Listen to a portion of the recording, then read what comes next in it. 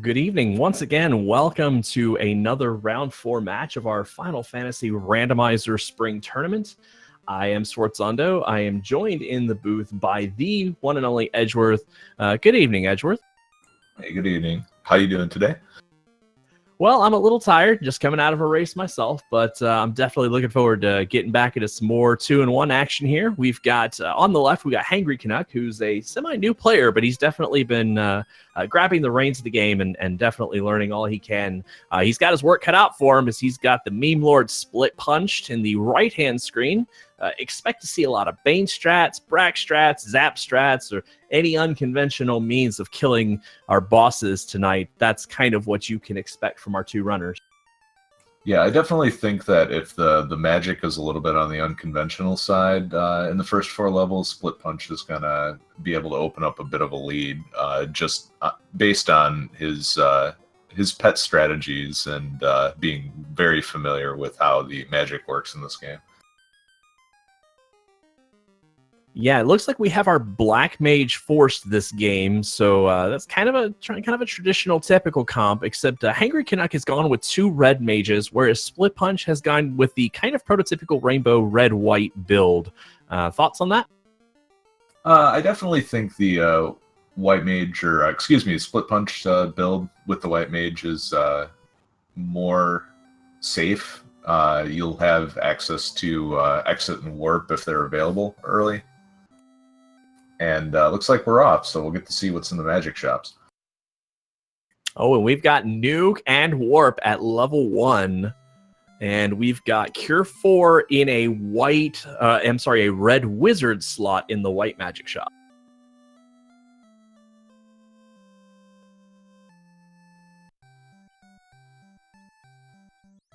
I would say slightly early favorite for the double red mage, black mage comp here. But certainly, we got to see what's in Provoca and what else is at low level. But certainly, oh, okay. I see the Ice 3 use. Nuke must have been out of price range. Yeah, that doesn't surprise me. Just picking up something so that you can get Nuke on the rest of the characters is a pretty good move.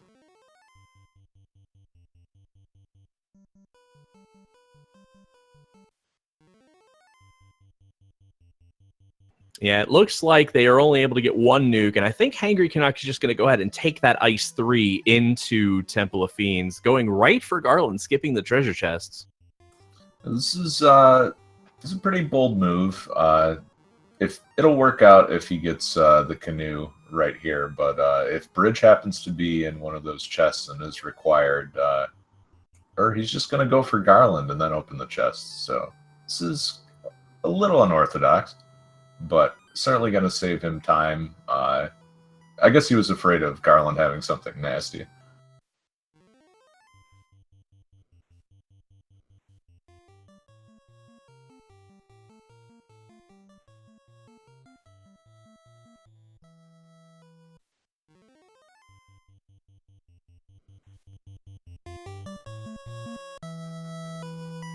So I think Split's working towards those nuke charges. This way he hasn't quite stepped in Temple of Fiends just yet.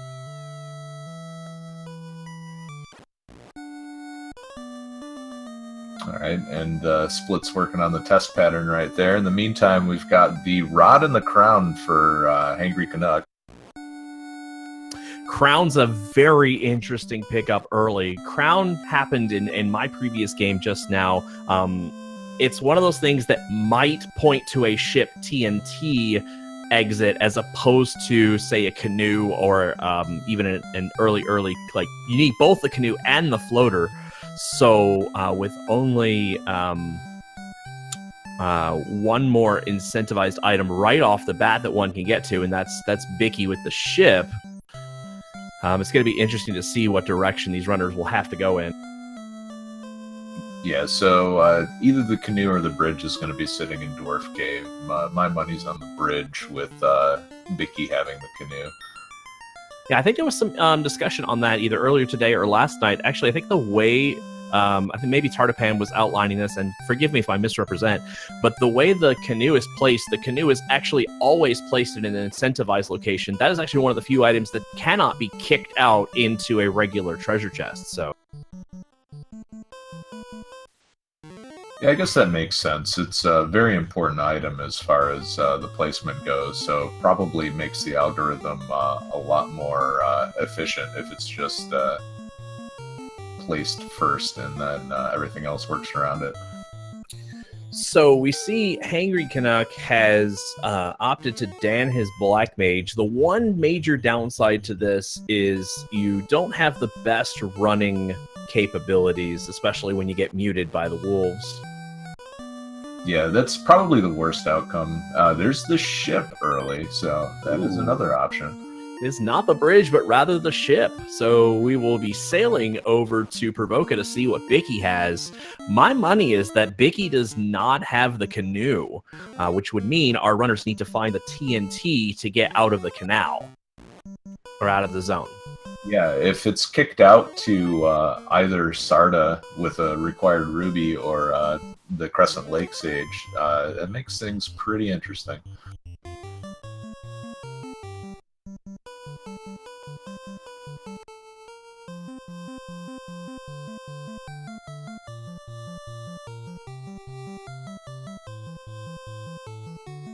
So right now we have synced up ships here, but not synced up step tables as Split Punch gets into an encounter.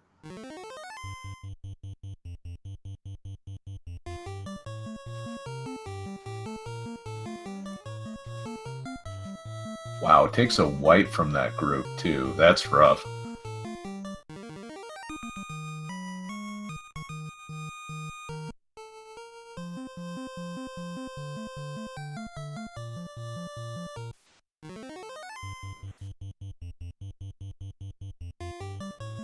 So, Split's making his way back where Hangry Canuck is making his way over to Bicky. We'll see if Split, and little Split has really made it to Temple of Fiends yet, so it's going to be interesting to see when he gets up there.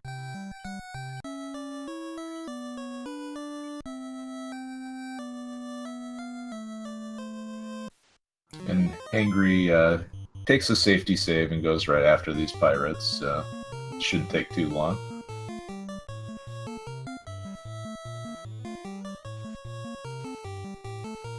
Now we have Split Punched heading for Temple of Fiends.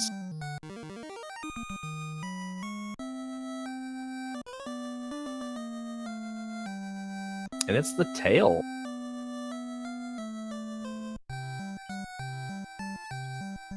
So this is pretty interesting that that early canoe that the runners are typically accustomed to, not going to happen this seed, so they need to keep an eye out for the TNT. No, and one of the interesting things is we've not seen the bridge yet, so our runners, when they get to Provoca, really should go and check Matoya's just in case, because they can't get over there normally. Also, we do have the crown, so it is possible that our TNT is crown locked somewhere.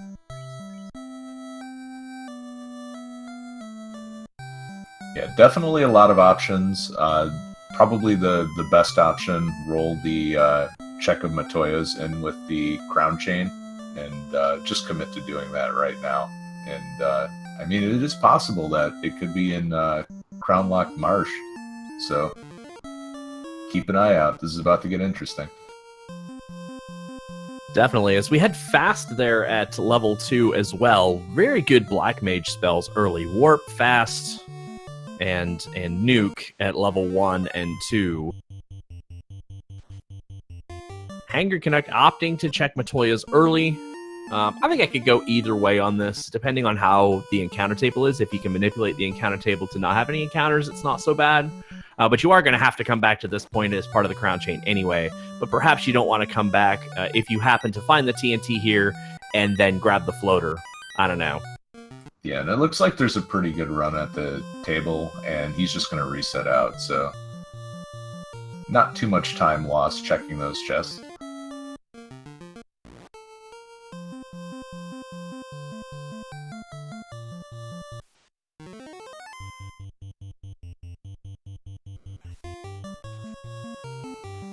Houses are a bit expensive in this game, as well as softs. Softs are kind of a key item in case you find that enemy with glance or stone touch. At $1,200 a pop for softs, that's a little rough. And then houses are $3,800 a piece. That's never good. Yeah, Hangry is having good luck dodging those glances. The sea is pretty brutal this time around. Also, heals are a little expensive for my liking at $64 a pop. Later game, it's not going to matter, but early on, we've got Cure 4, I guess, so maybe that will circumvent the need for heal spells, but only for Split Punch, because that is a White Mage spell for now. We've got Fade in the level 3 shop. Level 3 is stacked, unfortunately. Some decisions are going to have to be made here. Exit, Fade, Invis 2, and Wall are all top-tier White Mage spells at the same level. Well, for Hangry, the decision will be made because he's running 2 Red Mages. Split Punched is going to have to make a big decision. Well, we know he's only going to get that Invis 2 on White Mage. We know he won't have access to the Invis 2, but it did not quite catch what was it, Black Magic. At this point, only Temper's really huge at level 3 to keep one from just grabbing all 3 White Magics. Or, well, not 3, but 2. Actually, Red Mage can only learn 1 and 3, so it was Exit and not Fade. Fade was in the 2 slot, so it's Exit and Wall? Looked like it.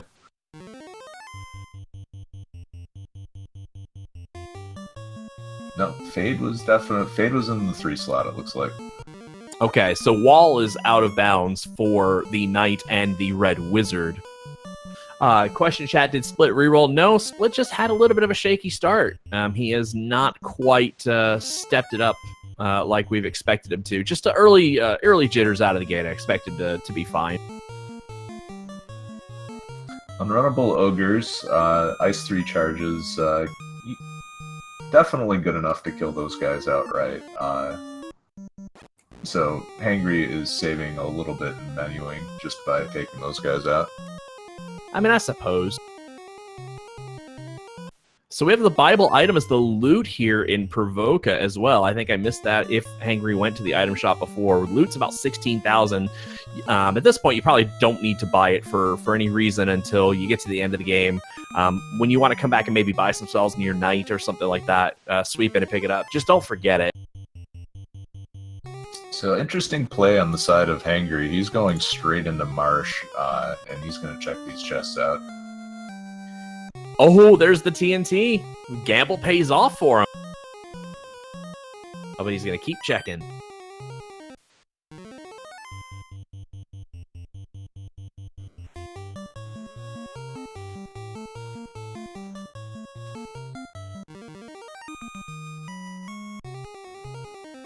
All right, we'll see what Split does here, because Split has the crown, does not know about what's in Marsh. Is he going to do the crown chain quest before, or is he going to go ahead and head to Marsh as well? I've heard a couple people say they like the Marsh first move, or at least go kill Astos and then go Marsh. If you have the ship and you're doing the crown chests by sea, I'm not 100% sure how I feel about that, but it's going to be a mixed bag either way. I think, though, if you're planning on diving into Marsh and you don't have access to Exit or Warp, probably better to get equipment first before diving into it. Just because of... If you don't have Exit or Warp, the trip is twice as long. Yeah, so our Red Mages are going to have Nuke at 1, Fade at 3. This is going to be a pretty high-powered magic seed.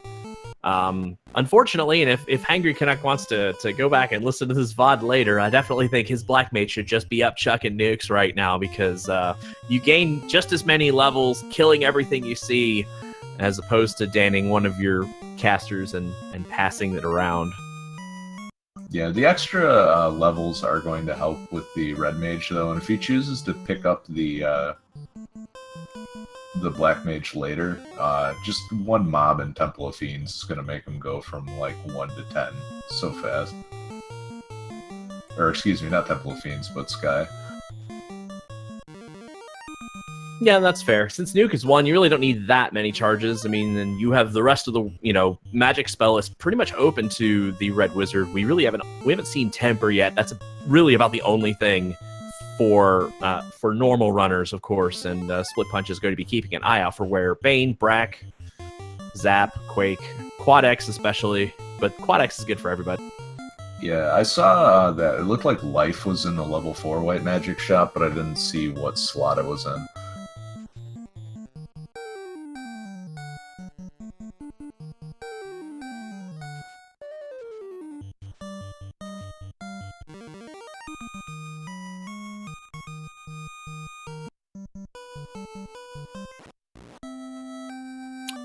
So it looks like Split's going to head up and do Astos.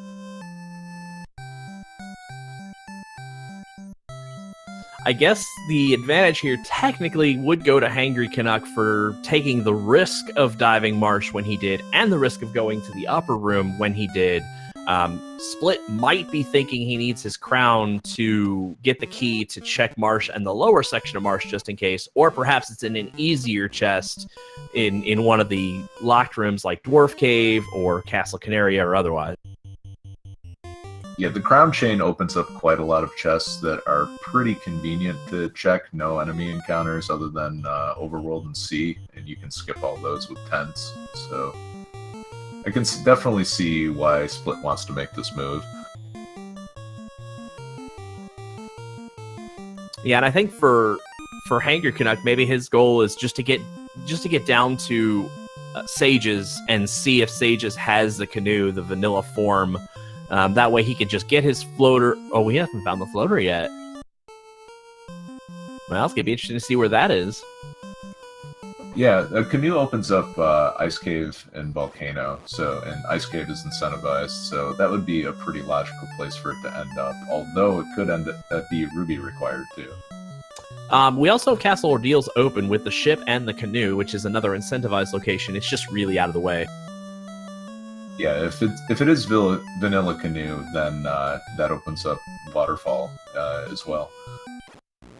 Yeah, so our only options, though, at this point, the canoe cannot be in Waterfall Cave. So the canoe either has to be with the Sages or locked behind the Ruby with Sarda, which would be a very interesting outcome.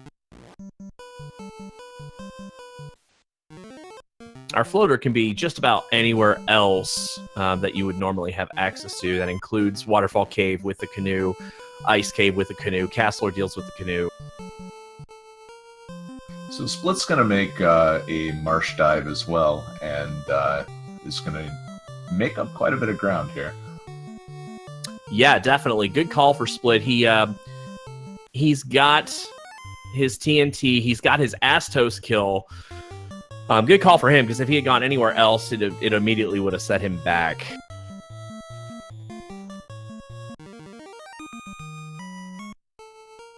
And there are some good items on the top floor, so good move to finish things out here. We'll get a look at the level 5 magic shops as soon as Hangry finishes saving up here. Or not. Or not. He's just opting to skip. It's not a terrible call. If you don't have the tail at this point, sometimes you may not want to double dip those magic shops for fear of having to just, make those visits twice and waste more time doing that. And the sea is angry tonight. The sea hags with glance not missing. Yeah, and those 1,200 gold softs are potentially going to come into play here as he completely just resets out and sails the seas again. Hopefully he'll make it, but he's got another pack of Sahags to deal with.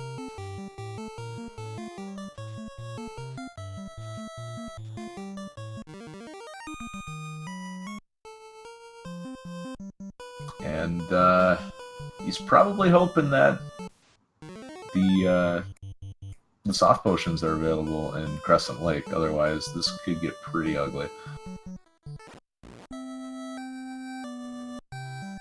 As we get Split Punched, looking like he's going to make his way. If I had to guess, I'd say he probably should just go ahead and go to... Oh, nope, he looks like he might be going to cash in his crystal. As we got Hangry Canuck rolling in on the Sages.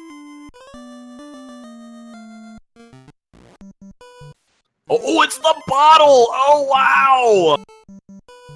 Wow, and good move by Hangry Canuck to not save.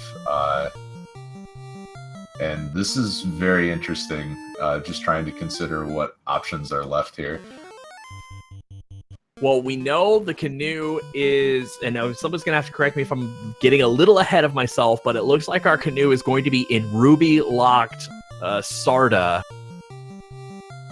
Yeah, that has to be the only option left. So if the ruby is crown-locked, Split-punched is going to jump to a pretty massive lead here.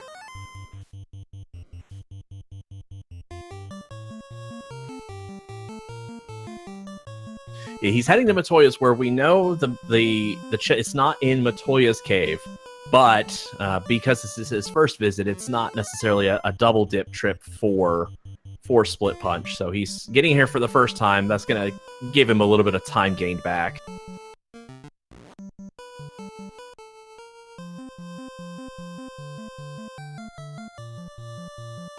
And it looks like Hangry's going to go back and do his Crown Chain quest. I think that's where it's looking to go. Yeah, really, that's the best option that's left. And although Ruby could be hiding out in Earth as well, and nobody would be happy about that. We don't have the rod yet, so it could only be in the top 3 floors. It could be vanilla behind the vampire. I think both players did get the rod from very early on. Yep, my apologies. That was one of the King Sarah items.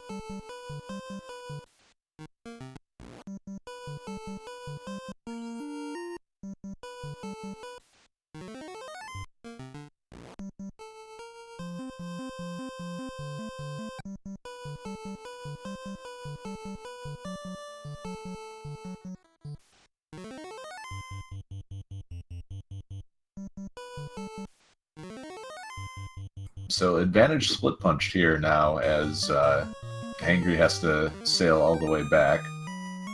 We'll see how long that advantage lasts, because with Split having the TNT, he doesn't know the canoe's not at the Sages, so he could just be doing the Crown Chain to have access to the easy chests. Who knows where the ruby may or may not be? It could be in Temple of Fiends. It could be in the non-locked key chests of Marsh, where that's a double dip for Hangry Canuck. And technically Split Punched as well. Yeah, if that's at the bottom of Marsh, that's probably going to take Split quite a while to get back to. And so far, the Elfland Treasury, pretty meager pickings.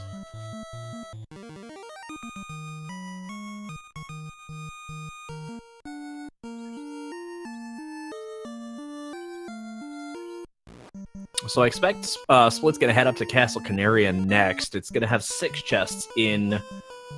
It's going to have 6 chests in the castle. That's where I expect him to go, because there's 8 in the Dwarf Cave, and since Split's got to blow up the canal anyway, he's going to save that for last. We'll just see if he goes to Temple of Fiends or not.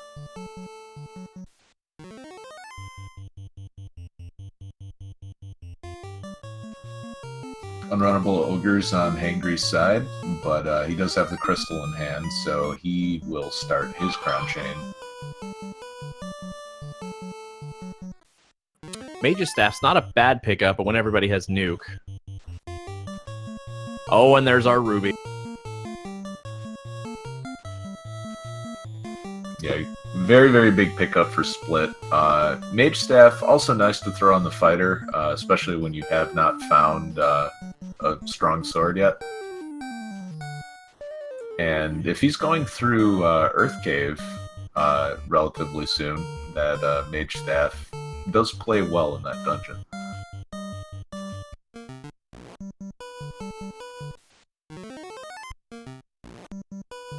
And so now we have Split going to blow up the dam and see what chests lie in the Dwarf Cave. There are 8 of them here. There's a good chance. Thanks to Randomania for those of you joining us. This is another round 4 matchup between Hangry Canuck and Split Punch. Both of our runners are 2-1, and we've had a starter seed in which it is a Ruby required canoe. So very interesting start here. Yeah, ship and TNT showing up early. The bottle being at the sage item, which Hangry reset out of. And Split is going to have the ruby by the time he blows up the canal. So it'll be interesting to see which incentive location he decides to check first.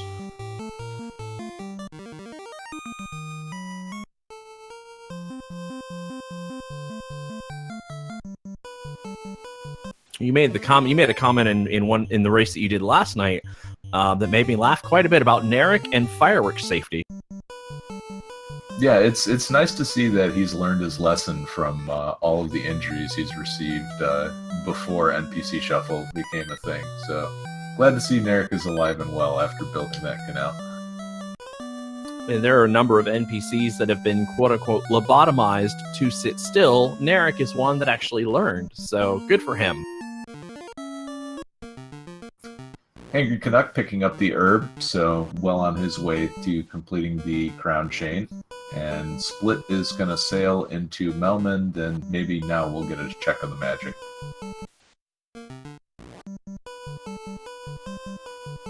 This looks like Life 2 in a red wizard. Actually, that might be even a red mage learnable spot right there in the top. And then we've got our Quad X right there in a red wizard learnable spot.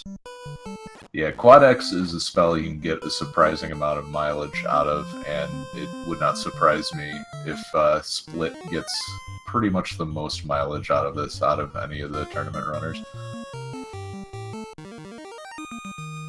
Yeah, Quad X is great. It will kill any non-undead or elemental with less than 300 hit points. I think the nightmares can resist it, but other than that, it gets pretty good mileage. So we got an Aegis Shield, and it looks like, I didn't even glance over at the Dwarf Cave. It looks like he's got an Aegis Shield and a Pro Cape now, so very solid pickups for the key quests. Yeah, and it was very nice to be able to route the TNT drop-off with the crown chain check, and Split's just going to dive Earth right now. Ooh, well, I mean, if he can get the job done, that'll get him an orb lid. It's going to depend purely on how well Earth Cave behaves, and whether or not he checks a majority of the chests. Yeah, this is an interesting move, especially when you haven't checked Sarda yet. There are 4 chests in the Titan's Cave that just might have something that would make the dungeon easier. But Black Shirt's a pretty good pickup. Yep, definitely like my shirts. The Black Shirt is it's the same absorb as a gold bracelet, but slightly less evade, but you gain some elemental resistances. Yeah, Fire and time, I think. Yeah, the only other item in the game, other than the ribbon, that will block time magic, so it's nice to not get the Black Mage zapped in Temple of Fiends Revisited. And there's the ruby for Hangry.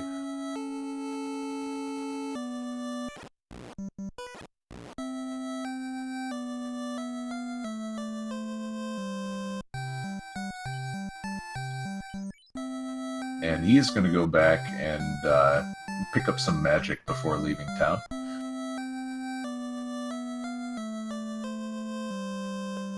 I would have liked to have seen this routed when you get the tail.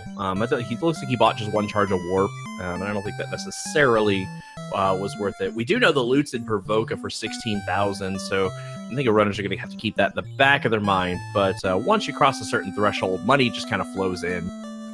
Oh, that's interesting. Split just dipped the top floor of Earth. So some Artea strats coming out here, and now he's going to go check in on Sarda. It's an interesting play. I'm just curious to know what he was going for to check those 5 chests at this point in time, when he could have gone to Sarda. He could have done that on an Earth dive for the Lich kill.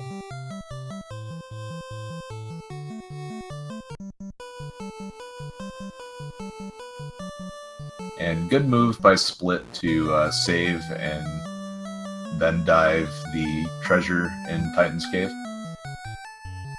That way you can just reset out if it turns out to be nothing important.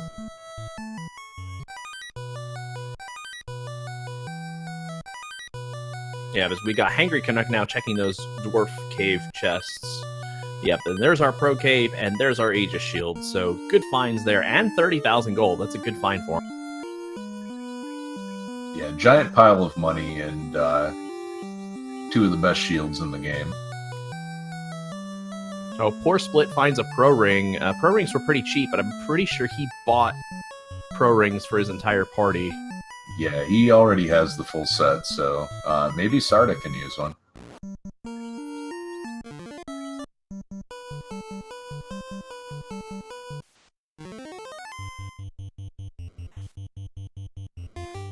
I mean, just so I'm clear, I'm pretty sure this absolutely has to be the canoe, right? There's no possible way it could be anything else.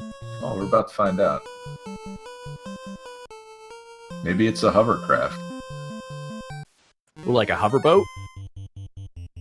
Like a big old fan blade on the back? No, it's just a canoe.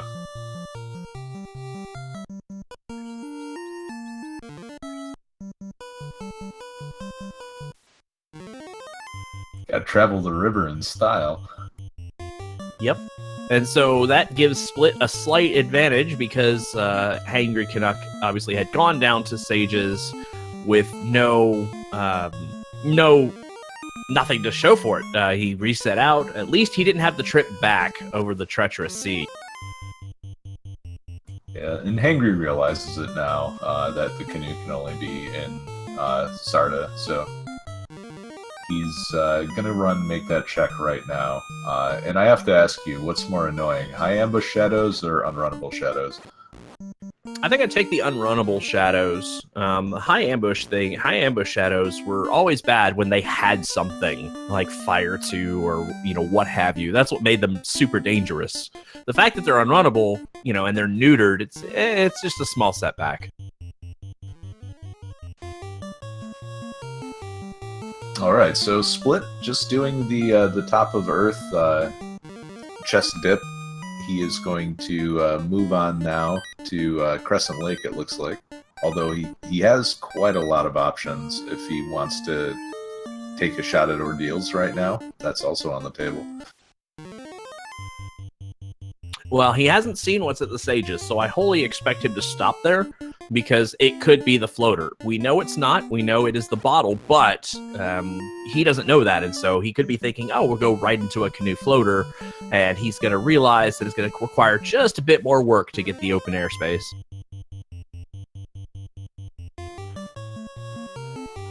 Yeah, and if he decides to do this, he could sail straight south and route in a waterfall check.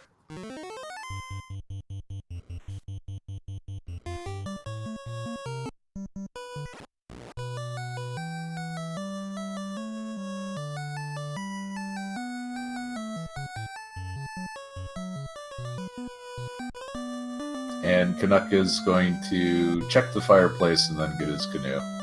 Good to make sure that the old man isn't going to burn the house down while he sleeps. Yeah, question, chat. 31 minutes in. Anything interesting? The canoe is at Sarda, and it is ruby locked, and that was a bit of interest.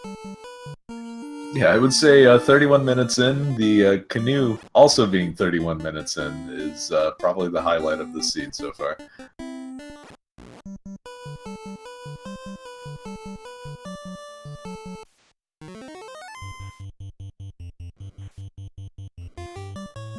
So Split's going to pick up his bottle from the Crescent Lake Sage and exit out and save. And next stop, well, we'll see if he decides to go for Waterfall, Ice Cave. A lot of options on the table. Well, it looks like it's either going to be Volcano or Ice at this point. He is in the river system, whereas he would have needed to turn around and go back the other way to go to Castle Ordeal. Well, he does have enough nuke charges to make a run at Carry 1. So if he decides to route in the Volcano along the way to Ice, that would be pretty efficient. It would not be a bad call. He could get some levels while checking the armory and then make the full-on dive afterwards. With Warp, he can get out easily. Yeah, if the intent is to find the floater and then come back, I can also understand that. And looks like he's not ready to leave the river system quite yet.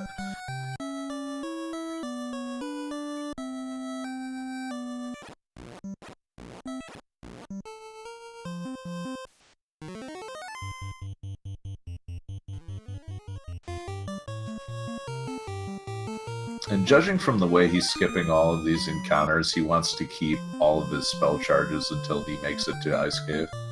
Yeah, the housing market was pretty crappy. I think it was over 3,000 for houses. So you're in the Vancouver area housing market with our prices, and so spell charges are going to be kind of at a premium too.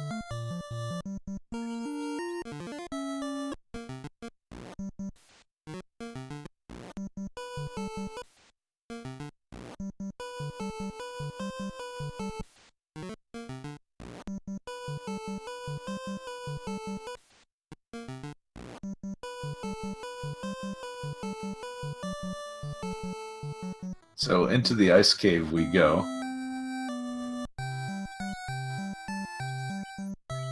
Got to run off a couple of encounters.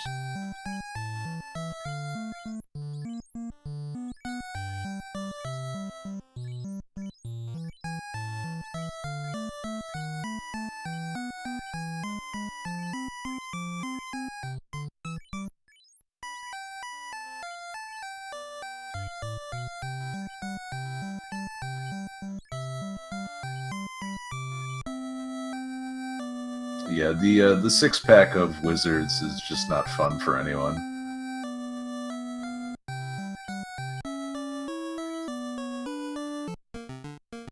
And Unrunnable Arbones, not very fun either, but he came prepared with Harm and Mage Staff, so this should be a pretty straightforward fight. Yeah, well, those nukes are going to take him out easily. The only thing that makes Arbones really bad is sometimes they roll kind of high hit points. Otherwise, yeah, I'd rather have the Arbones than the Wizards at this point, because it seems like the Wizards always roll high attack power. So I find it interesting that Hangry reset off a couple of Pete encounters outside. So it looks like he's power cycling to get, or at least trying to get a good run. And he just decided he didn't want a full set of EXPs. So a little strange, but yeah, it's kind of a shame, especially. I mean, it depends on what level you are, because if you've made it to like 10, maybe they're not so important. But if you're sub 10, I'd definitely take that fight at the very least. We do know that magic charges are kind of at a premium, so maybe he's just not looking to get those farms. I'm not really sure. Yeah, I've definitely had my share of moments where, and we have the slab in the Ice Cave, my share of moments where I've reset out of an encounter and then immediately regretted it.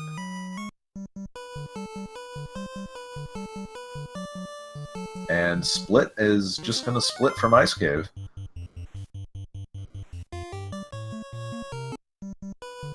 Yeah, that's kind of a weird sort of thing, because some players like to dig deeper and check those chests down there, but when you're kind of, I don't know, maybe you're in the position where you feel like you are behind, you didn't get off to a good start.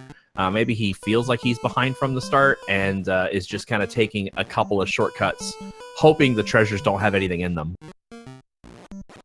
Yeah, I can definitely see skipping those chests and then trying to make it up later in other dungeons, and indeed that would make sense if Split kind of has a number of chests in his head that he wants to check, and he's just routing them in as conveniently as possible. The dip in the top of Earth didn't take him very much time, and if he hasn't found much by the time he finishes Sea Shrine, he can always visit Mermaids for as many chests as he would have skipped by noping out of ice early. Yeah, not for that, but also having Warp at level 1 allows him to both gain experience and check chests in Sky Castle, Sky Shrine, or Floating Fortress, whatever you want to call it. There are a lot of times where using Warp to check treasure chests around will net you a good number of chests, but doing it in Floating Fortress will allow you to also gain a bunch of valuable experience for it. Yeah, you can very efficiently check all of the chests in the sky except for the star-shaped floor and the Bane Sword chest. Yeah, we really don't talk about those a whole lot. But yeah, it's, what is it, 8 chests in that room, but they're 1 and 2 at a time, and so it's just not efficient to check those. Yeah, I would say the only way I would be willing to check those is if I'm severely behind in levels, but had a ton of AoE charges. Yeah, but those two things are kind of an odd thing to put together. You'd have to have a fighter-heavy seed, and then kind of burn your nukes at 1, and then dump your temper charges or otherwise into fighter to get a melee kill on Tiamat. Not out of the question, but... Yeah, definitely a corner case, though.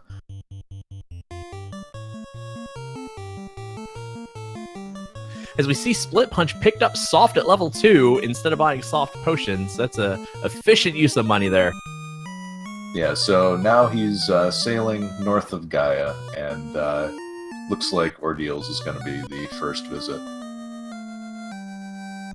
So now we're going to see if Hangry ends up opting to stay for the chests and seeing what he's going to pick up here.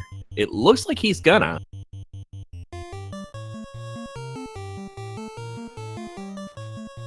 And, well, that's a lot of... oh, he's out of soft potions now.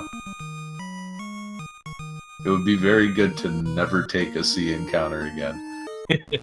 Yeah, I don't see a lot of tent saving per se. I'm seeing a lot of, like, from the start burning encounters, but I'm not seeing a whole lot of tent saving in the middle of runs. Yeah, I think... Oh, go ahead. Oh, I was just saying, I don't know if we found tents yet, because tents only appear in 2 locations in the game, whereas cabins are a bit more, but could also be quite a bit more in price. Alright, Split is first in 2 ordeals, and hope he enjoys hearing the same 3 or 4 notes over and over again. Yeah, we haven't figured out how to loop the music as separate from game sounds, and so every time you open a chest or every time you switch rooms like you would in Castle Ordeals with the teleporters, it resets the music, and so it can get a little annoying.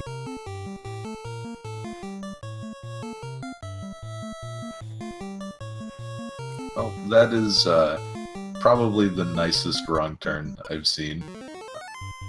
You always love to get kicked back to the same room you were in.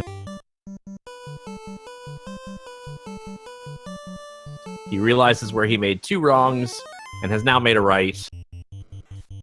Yep, math checks out.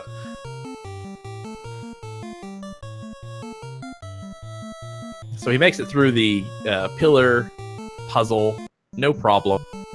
And we'll see what the incentivized item here is.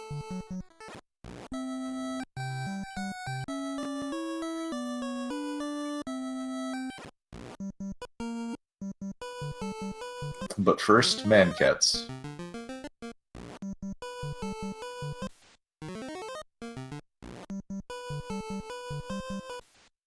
Alright, Hangry is going to pick up his bottle for sure now.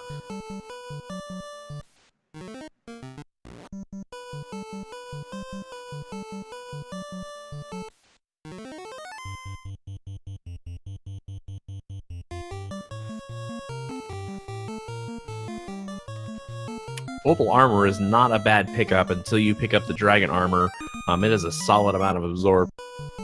Yeah, and if you have a ribbon to put on the knight, the dragon armor becomes a luxury that you don't actually need. So hanging onto that opal armor until you find dragon is a pretty good bet. Well, we got some map strats from Hangry Canuck. Yeah, it just loads up the GPS, and it's a little bit of an awkward sail for a newer player, so no shame in making sure you're headed in the right way. Yeah, and I definitely appreciate, as we see Split Punch finally picks up the floater, I can definitely appreciate how you have to stop and look at the map. You can't look at the map and drive at the same time. I mean, that's just unsafe.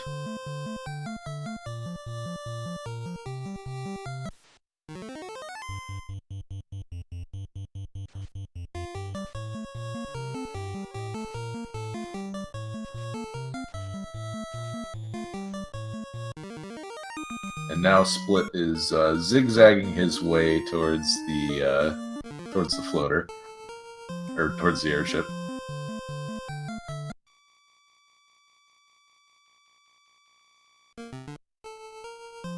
As we have map strats once again proving that this world is actually flat.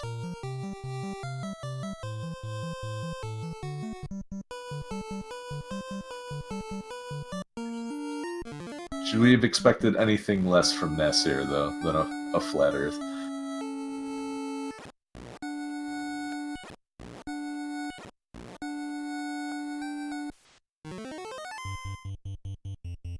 Definitely a useful programming abstraction. Yep. As we see, Hangry is kind of right behind Splitpunched. They both made the decision, it looks like, to warp out. I didn't actually see, because I saw Hangry take some encounters, but I didn't actually see him go down and loot the chest in Ice Cave. He's really not that far behind Splitpunched. All he has to do is finish this ordeals and go cash in that floater, and he's ready to pick up his chest as well. Split's gonna drop off the slab, so now he can speak the language in the quickest language course known to man. Yeah, each Rosetta Stone language is actually only like $200. That's a pretty good deal.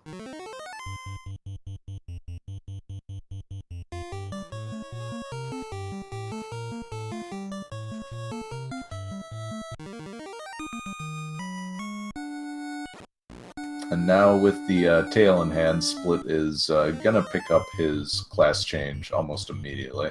And, Yeah, as well you should. And it's always interesting to see people that how many runners walk north when they step into this cave. I know it got Minochi last night. I think I've fallen prey to that a time or two last week.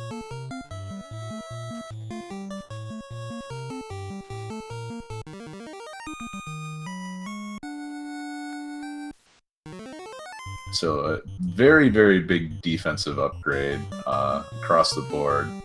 White shirt, black shirt, opal armor.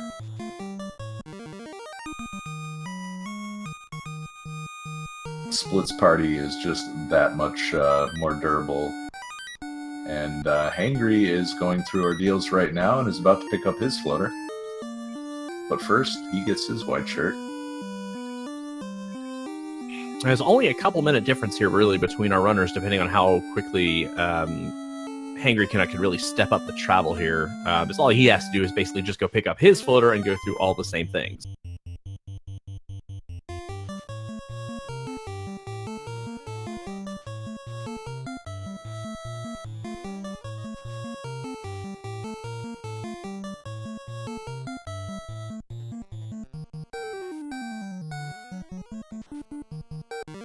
Double nuke taking out the Sphinxes, and that's a pretty good chunk of experience.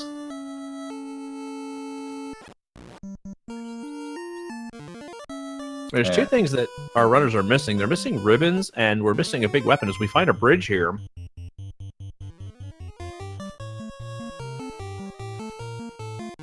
Hangry is going to take this Saria fight outside of ordeals, and it's a pretty good move. Decent experience.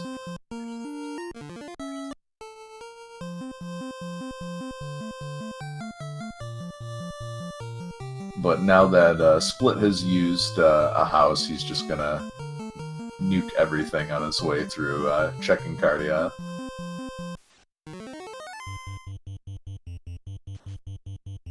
Yeah, I'm trying to say it so maybe our runners will find it. There it is!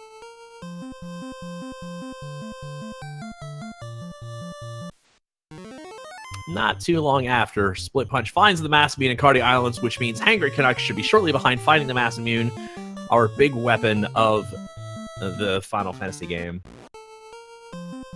Yeah, definitely the one you're looking for the most in this flag set. And now, since that's in a common location, Hangry should find it no problem. But where are the ribbons?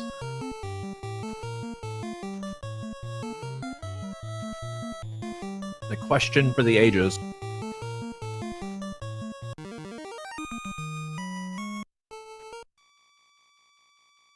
Maybe there'll be one in the sea chest that I skipped.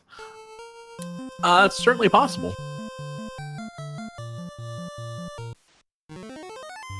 As we see now, Split's going to check the level 7. Red mages get the top slot of level 7. It is Rub, so it is not going to be good. A little surprised he didn't pick up Exfer, but...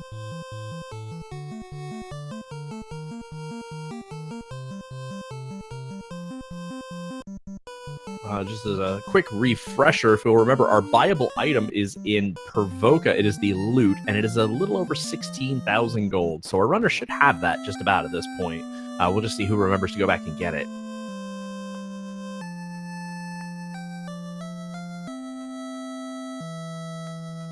Alright, Split is going to drop off the bottle and pick up the Oxyal. Hangry is going to grab the bottle.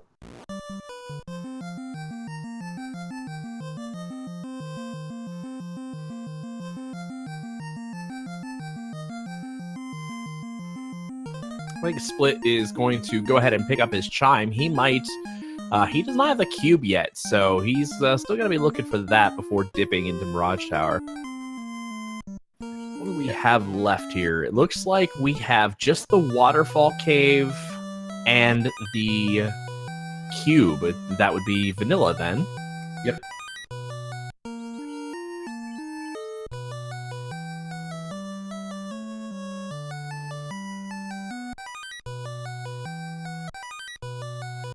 Oh boy. Oh, turn your eyes away. Wow, that was a big hit with the Mazmian. Yikes. So for all you Team Stake people out there, Split Punched is your champion. And if you're Team Tyro, you're now at least rooting for Hangry Canuck.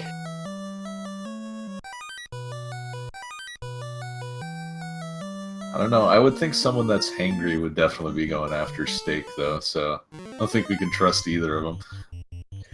Yeah, notice Split went ahead and noped out of that Tyro fight. I don't know if he was just looking to do one for the camera or if he really just wanted to get that long run done.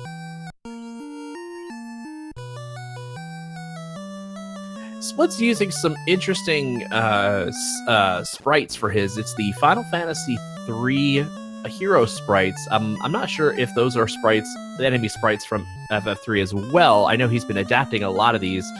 Someone should tell him his bulls kind of look like ducks.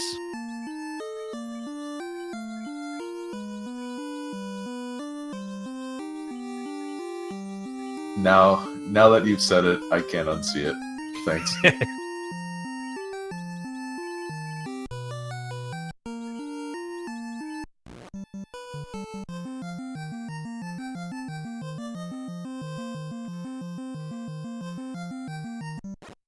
So now our runners have enough money to at least buy a few houses. 10 would be 37,000, which is literally half of what Split Punch's net worth currently is.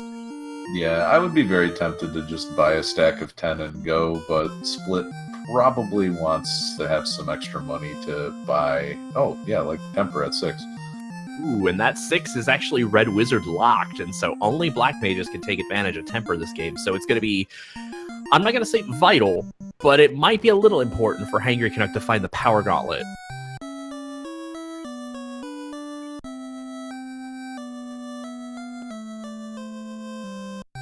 What level was Fast at? Fast was 2, if I remember. Okay. So with the Mazmune, he's at least in decent shape with that, but advantage Split Punch for having somebody that can throw some tempers out. The only downside is that Temper's at 6. You get your first charge at 16, your second charge at 17, but you don't get your third charge till I think 20 or something like that. So that's a level that sometimes, and especially you could expect this for Split, who runs really hot, really fast. He may not get in there, but like at maybe 17, maybe 18. We'll see how it goes. Yeah, I think just having one charge for Chaos and one for Tiamat 2 is just budgeting that is pretty important. Volcano time for Split now.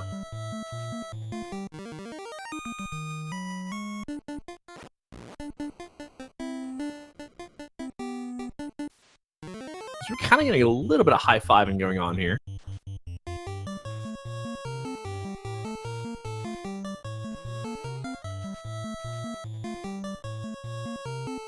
And let's see, we gonna get an armory check?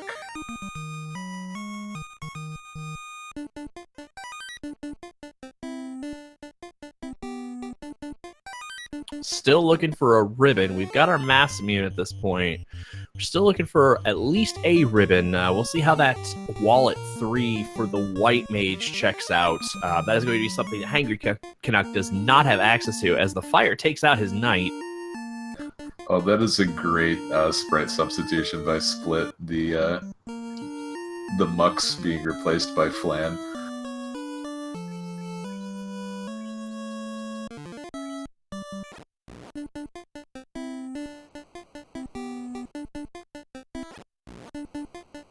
And as we see Hangry Canuck resetting out, he doesn't have those life 2 charges yet on his red wizards.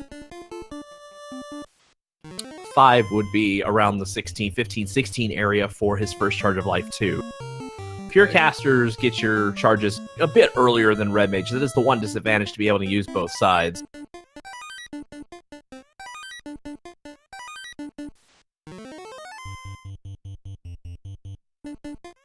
And as Split shuffles his inventory, we finally find our first ribbon of the game.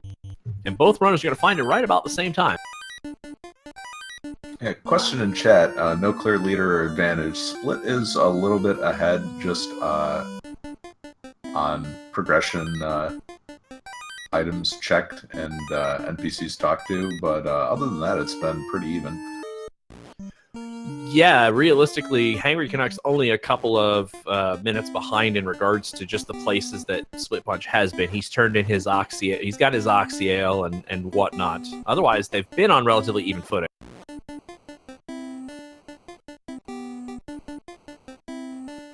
And the synced up volcano dives, so nothing like the screen flashing at 2 different rates. Yes, and my apologies to anybody who might experience any epileptic fits from the flashing. Sometimes when this game comes across, you can see as Split Punch, he crosses the lava. It doesn't always flash. The refresh rates are different and wonky sometimes.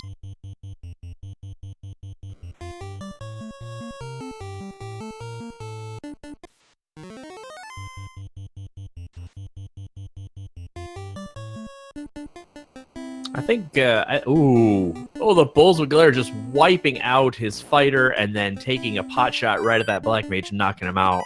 Yeah, and Split actually playing with fire here did not heal the entire way down, and that ambush is going to be very costly for him. Luckily, he has just enough life 2 charges. Yeah, if it wasn't for that ribbon, that would have been a wipe.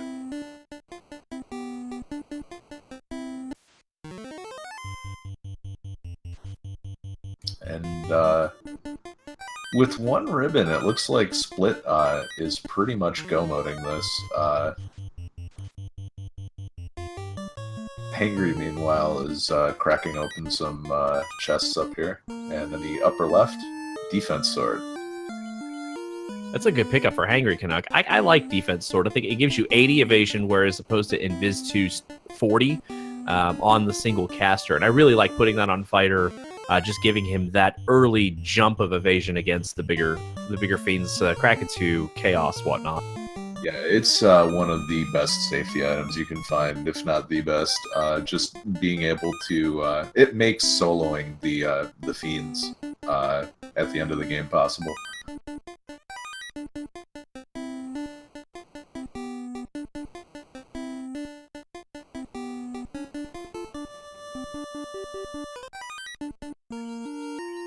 And carry only lasts 1 round, not a surprise with the tools Split Punch has, and that is the Fire Orb.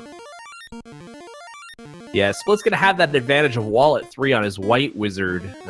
He'll be able to make good use of that and the ribbon to keep the fighter alive during fights, mostly. You'd like to have the insurance of the knight being equipped with a ribbon, but getting a first turn wall out could be beneficial, just as beneficial as a ribbon, with less time invested in finding them.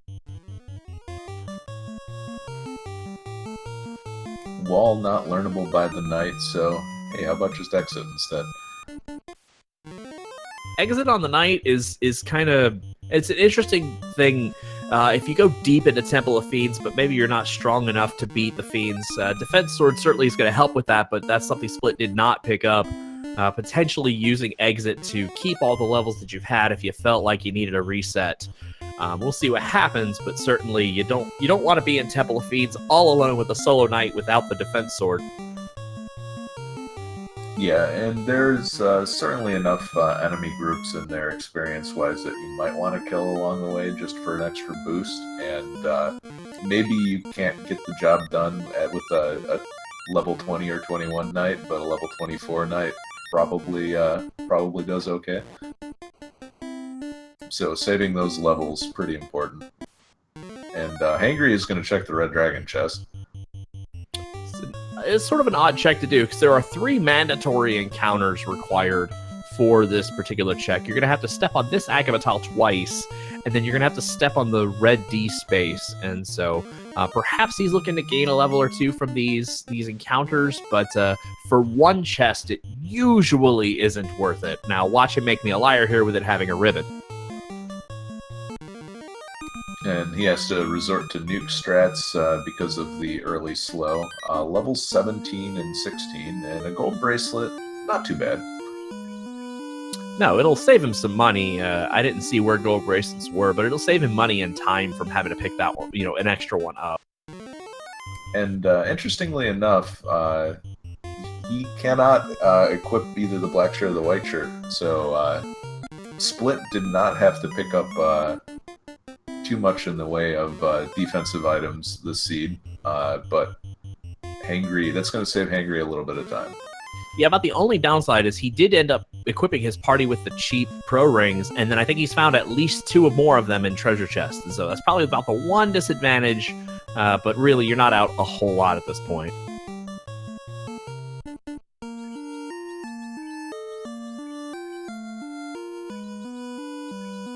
And that's it for the life charges on the first Red Mage. Hangry having a little trouble with the bulls as well.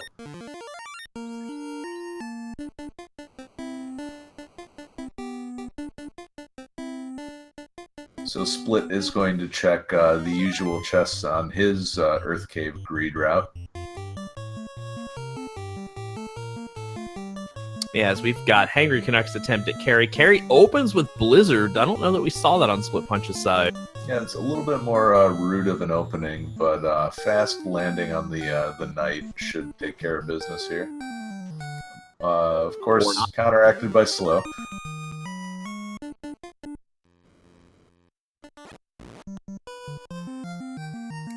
Oh, wow.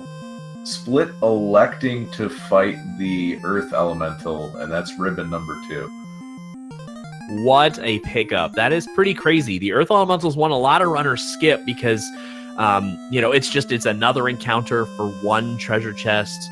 But he does gain some valuable information about the Earths that he can use in Temple of Fiends, as well as this ribbon. That's a great find for him.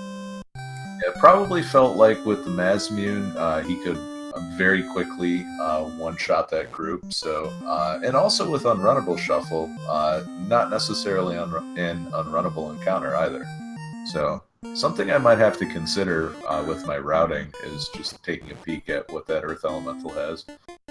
Yeah, and I think it's always a single Earth Elemental too. So if you really feel like you could just pop him off with the Mazmune, then the treasure chest location is very much en route.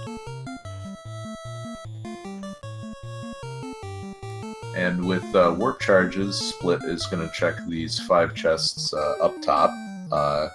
Not too bad, and you don't have to do the walk back.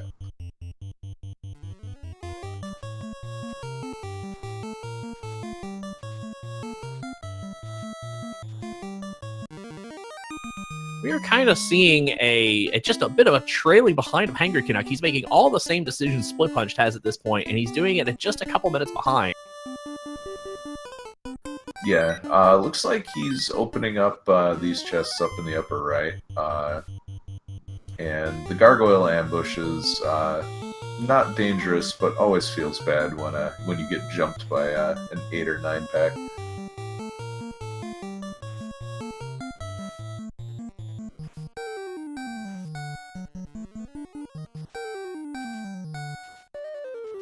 And the trolls are living up to their name, being unrunnable.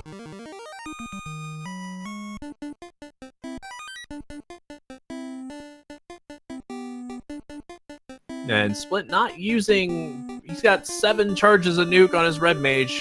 Not using them, trying to get off easily. Not happening. Yeah, he's trying to be a little too efficient, but this isn't Temple of Fiends Revisited. You can just throw some of those extra charges out.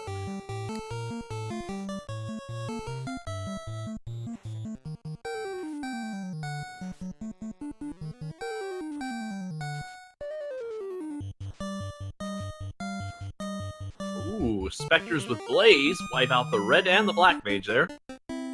Yikes! That not only was that a really nasty attack, but that was pretty much a high roll too.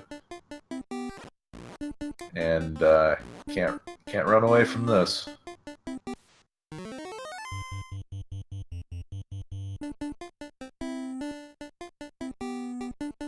Yeah, unfortunately, Knight and White Mage are among the lowest in luck-based run percent.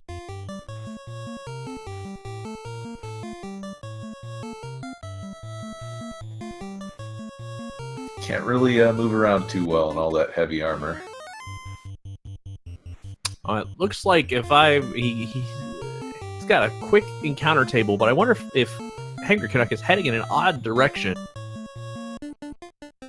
for the lone chest out in the outside. Oh, nope. That's regular routing. Okay, I was a room behind him. And Lich goes down very, very quickly to a couple of nukes.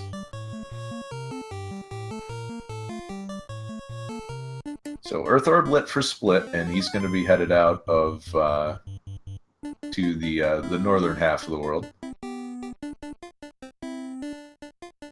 Yeah, we are still missing our cube, so I fully expect him to go to Waterfall Cave, then Sea Shrine, as Hangry Canuck gives us a peek at Entroper's home of misbehaving bats.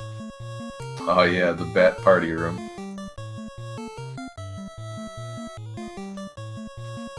And he's just gonna nuke down this group, so I wonder if he has seen the nastiness that this group has had before.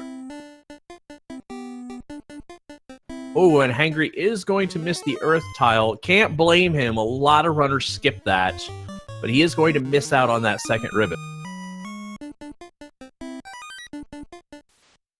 Yeah, always interesting to see how the meta changes after certain races. I'm certainly gonna try routing that in more if I'm not in go mode by Earth, and I wonder if some other runners watching that will try it as well.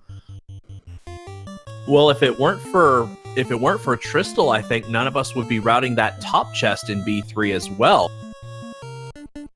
I mean, we were talking I think it was either back in the league days, last fall, but Tristal opted to go up into that room in B3, and it's only really slightly out of the way. It's only maybe 10 steps of total usage, not counting the space in front of the door's fine, the door's fine, and then the space behind the door are all non-encounters. So realistically, it's less than 10 steps out of the way.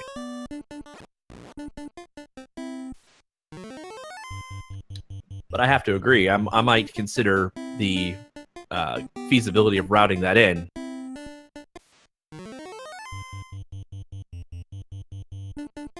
Alright, meanwhile, Split making very, very quick progress through the waterfall, and taking a lot of fights along the way, but he has plenty of nuke and fade charges to pick these encounters up. I think Hangry opted away from the top chests in B4. That'll save him a little bit of time.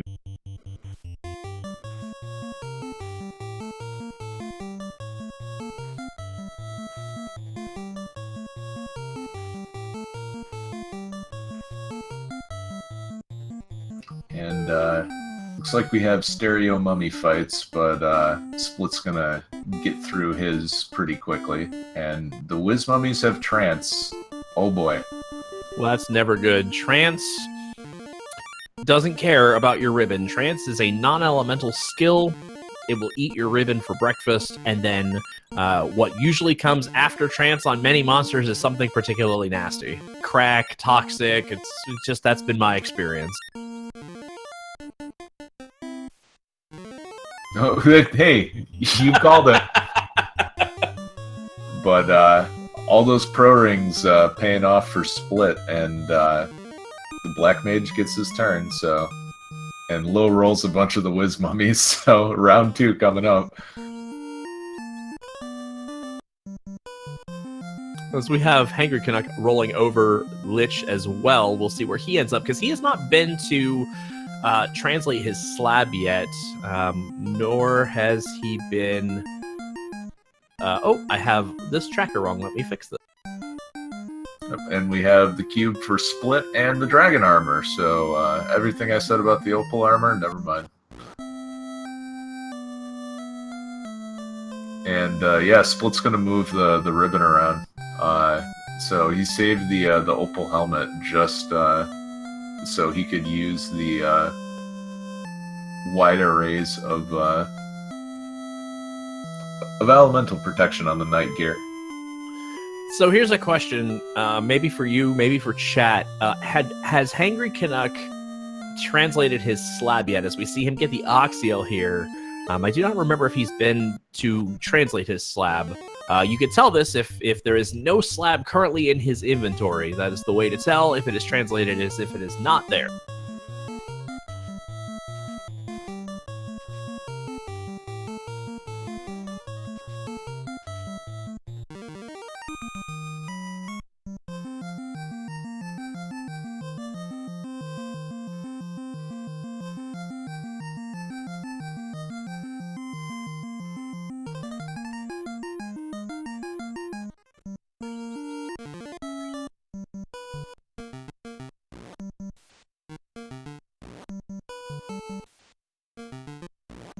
So I think Joker MB is going to be a little disappointed. I don't think Split's going to go visit the ladies tonight.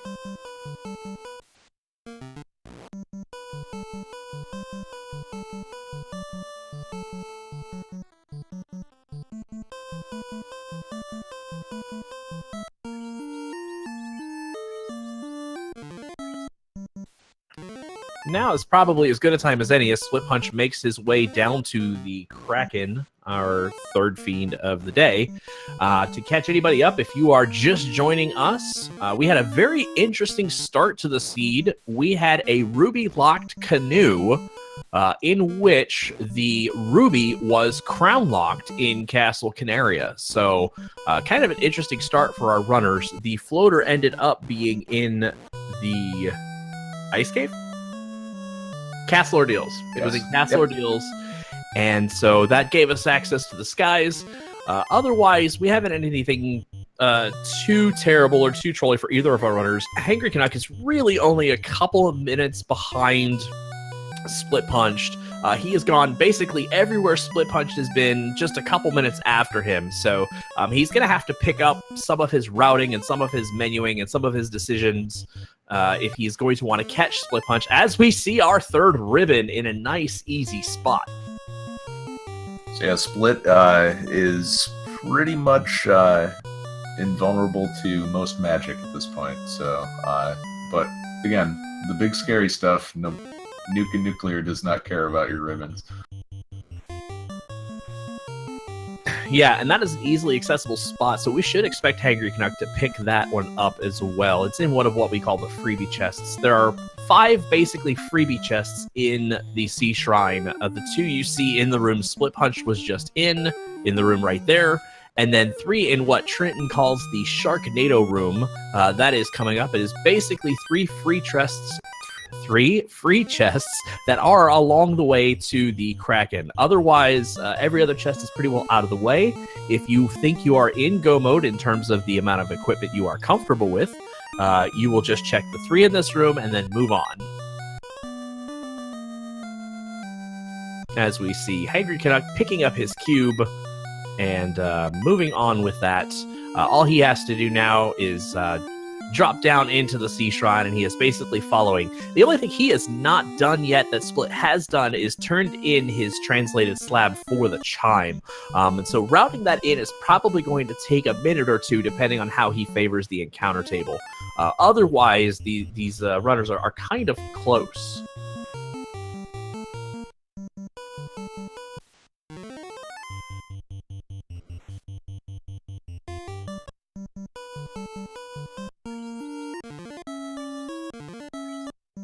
Also, if you're just joining us, there are a lot of nukes being tossed around. That is because Nuke was level 1 in the Black Mage shop. So all of our Black Mage castable runner characters have been able to cast the Nuke spell from the start. Fast was level 2. So this is a pretty good Black Mage seed. With Fade also being in there. Temper was not until 6, and we have not found the Power Gauntlet yet. So it's going to be interesting to see what kind of physical power buffs our runners are going to get between here and the end. As we can see, Split Punch has hit 19, and sometimes I even feel like that's kind of high for him, but surely with Nuke at level 1, you are killing just about everything in sight. You can't help but gain levels, and so he's going to give us our first look at Kraken 1 here. Kraken 1 is not always a slouch. Sometimes Kraken 1 hits pretty stinking hard, so we'll see what he's got for Split Punched here.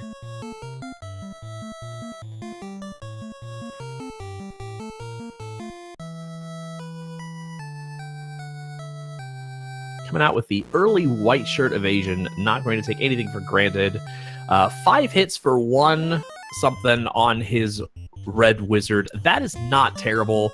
Probably just drop the harms or the fades and nukes at this point, so he's not going to one-shot anybody important. 5 hits for 39. That's pretty well settled. As a low roll nuke takes him down, Split Punch lights his third orb, the Orb of Water. There is one place left to go, and that is the Mirage Tower, to light his 4th orb against Tiamat. So that's where he's going to head now, as Hangry Canuck picks up his 2nd ribbon of the game. And he too will be making his way down into Kraken's room here in just a couple minutes.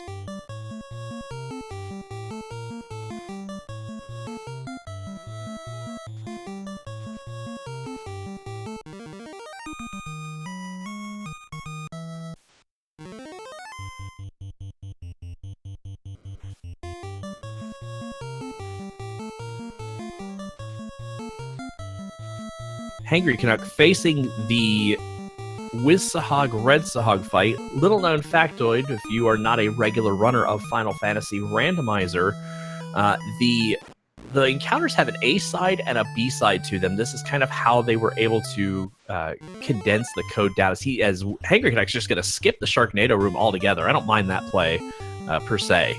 He feels like he's got to be comfortable. He's really at about the same gear level Split Punched is, minus 1 ribbon.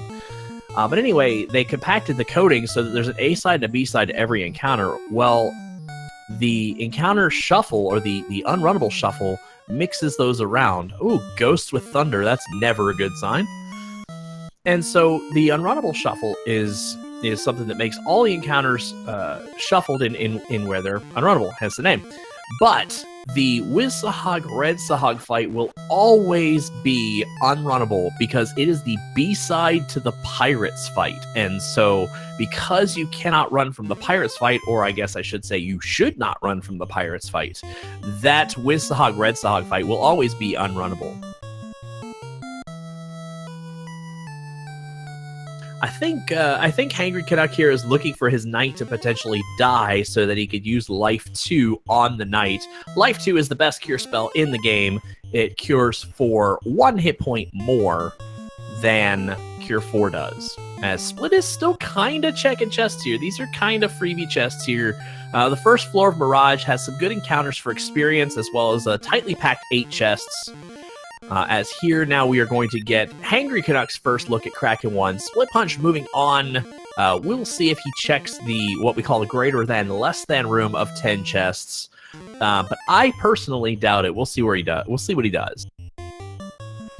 All right, Angry leading off with Fast and White Shirt, and Kraken hitting for a measly 68 damage. So this should be pretty straightforward.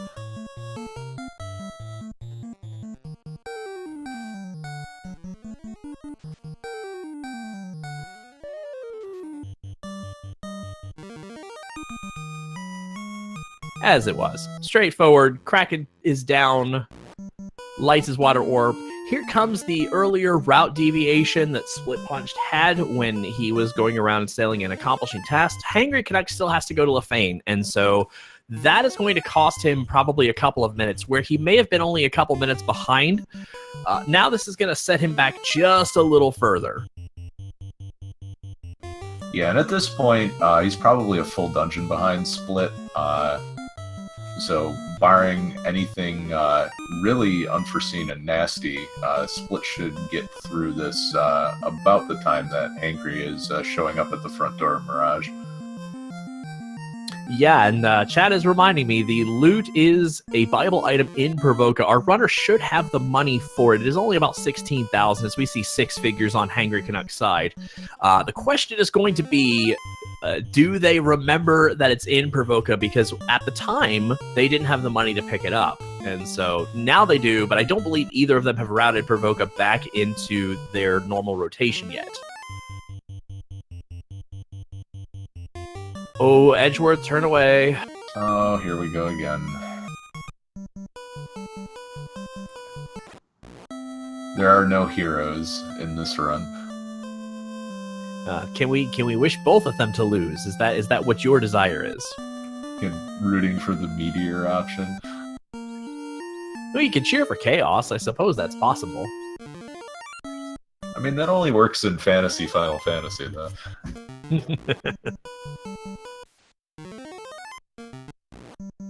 So Hangry picks up his chime as Splitpunched is gonna poke at this eye a little bit. Yeah, the eye is not terrible experience if you can get him in 1 hit or maybe 2 hits. And Split's just gonna skip the other what we kind of believe are free chests. In that room on the left, there are 4 that you can get and walk across the bottom of that room without taking an encounter. It's kind of free chests, but he's opting to skip at this point. Be curious to know what he was looking for when he did the first floor of Mirage. But looking over the chart, really, he's got his Aegis shield, he's got his dragon armor, he's got 3 ribbons. About the only thing I think he might have been looking for is like adamant to put Massa on another character, but he knows the numbers. Sometimes he'll tell you if there are times where Vorpal or Excalibur are better than Mass Immune based on crit rate, so only he knows. Yeah, possibly the defense sword or the power glove. Angry leaving some experience on the table, and we have a Warmech sighting. Oh, and Split's going for it. We'll see. Warmech shuffled with the End Fiends as well, so he can have some of their skills as he opens with a Fire 3, doing negligible damage to all of his runners.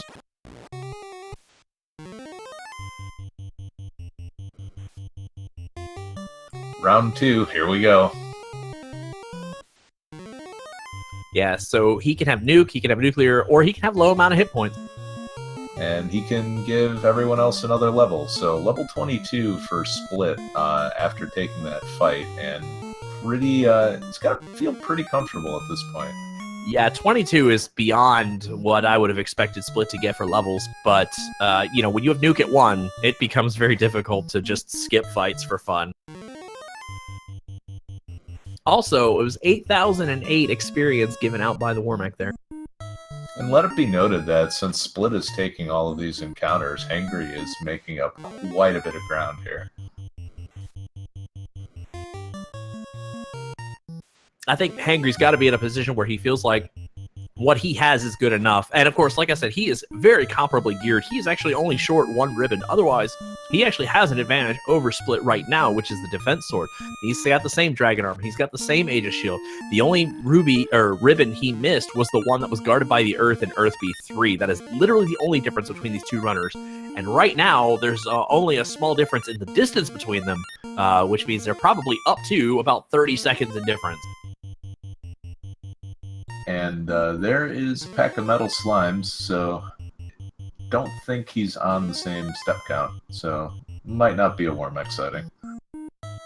And it needs a hero run here really to catch up, because Splitpunch has already begun to take on Tiamat. Yeah, that's the other big thing, is that Hangry Canuck is down at levels. Like you see, he's like, I think 16 or something like that. That's probably a little low. Looks like he's got 19, so he has exactly what he needs for that extra hit on the Mazmian. Oh, okay. I must have read that upside down. But yeah, not doing very much damage right now. And this is where those temper buffs are very, very much missed. Yeah, but where you can't temper, sometimes Nuke will make up for it. Throws out a white shirt just to be on the safe side, and we'll see. That's a definite improvement with the fast 8 hits for a decent amount of damage. And when it crits, it does crit pretty good. That 335 was a crit, whereas 101's non-crit, and so you want to get that crit rate up. If you're not going to be able to temper, the Massive will give more steady damage, whereas things like your Vorpal Sword kind of shine with a temper buffing because of its sheer crit rate. And Hangry is out of Sky now, and headed straight to Provoka to pick up his loot.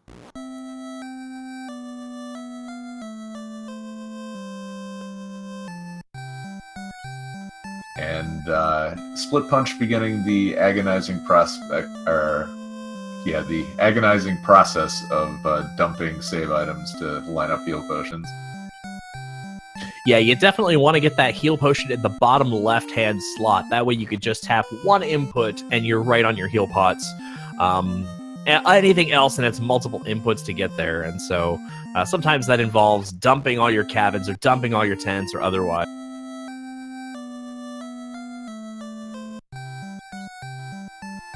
So we can see Split entering Temple of Fiends at a little before the 125 mark. Hangry is in need of buying supplies.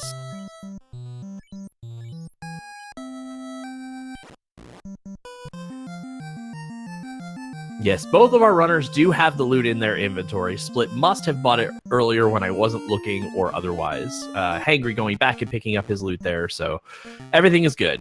And our runners definitely have the Mystic Key, as it was part of why we have the canoe.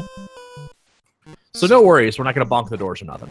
So Split exiting out and saving, and this puts the runners pretty much in sync with one another. Split with about 3 extra levels and an extra Black Mage in his party. Ooh, and Hangry Canuck hitting an unrunnable early.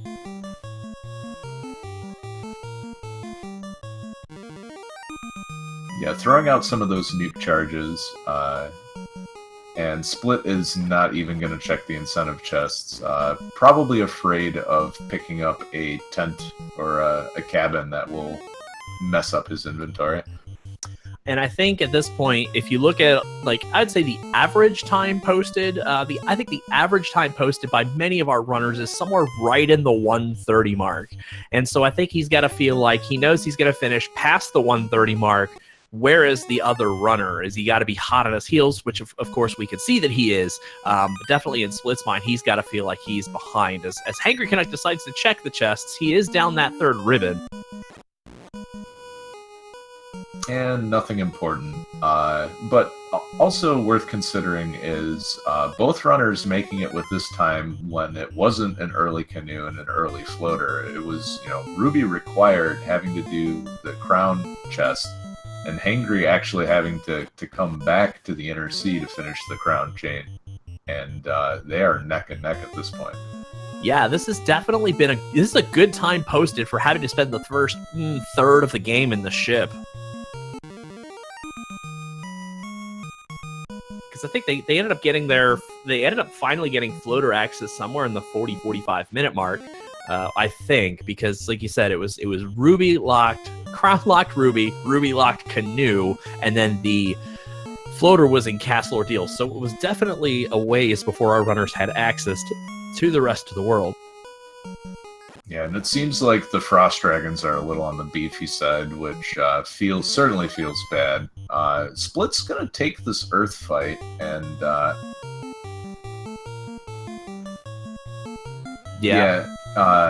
Hangry's gonna take the Gurmadusa fight, but this feels bad burning a Fade Charge on it. Well, I wonder if he feels like he's, those levels. I don't know. Well, he just hit 21 on a couple of his characters, so he can't feel like he's behind in levels. It is an experience-rich fight. You just, in here, if you don't have Mage Staff and maybe, you have Mage Staff and Zeus Gauntlet. If you had maybe a third castable item, like, I don't know, a black shirt, maybe you give that a shot. But it looks like he's just going to burn those fades. I don't know. If you've got all the castable items in the world, give those a shot. See if you can round one round. Yeah, and that's definitely what Split's going for right now.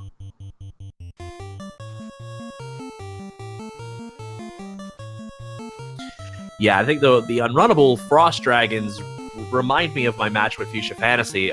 Unfortunately, I made some bad decisions about the encounter table and ended up hitting 4 or 5 unrunnable zombie dragon fights that definitely set me back a good ways in travel as Lich.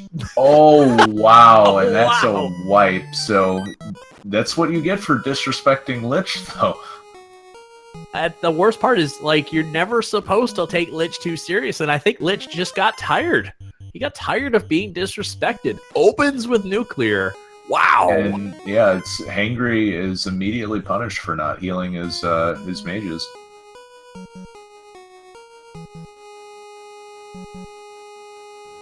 Yeah, I always say we give Lich 2 no respect, but at least go in there at full health.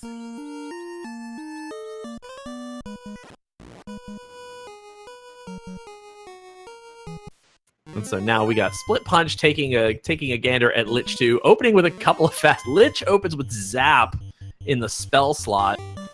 And, well, it looks like Split's gonna try to return that in kind. He's gonna fight fire with fire, which is an awkward phrase when you're a firefighter.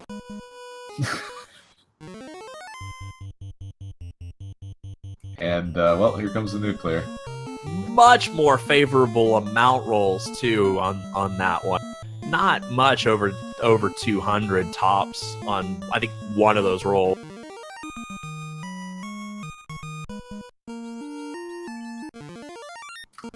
Split, already down to 40-something heal potions, though, so he's got to have a bit of a smoother run through here, or the Cure 4s are going to get, they're going to run out before Chaos. Yeah, and that's one of the major downsides to just not getting those early heals.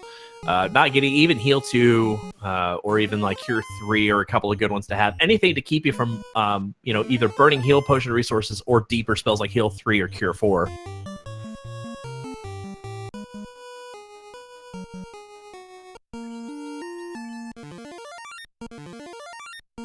And a bit of a hero run for Hangry, as he is already up on the earth floor again.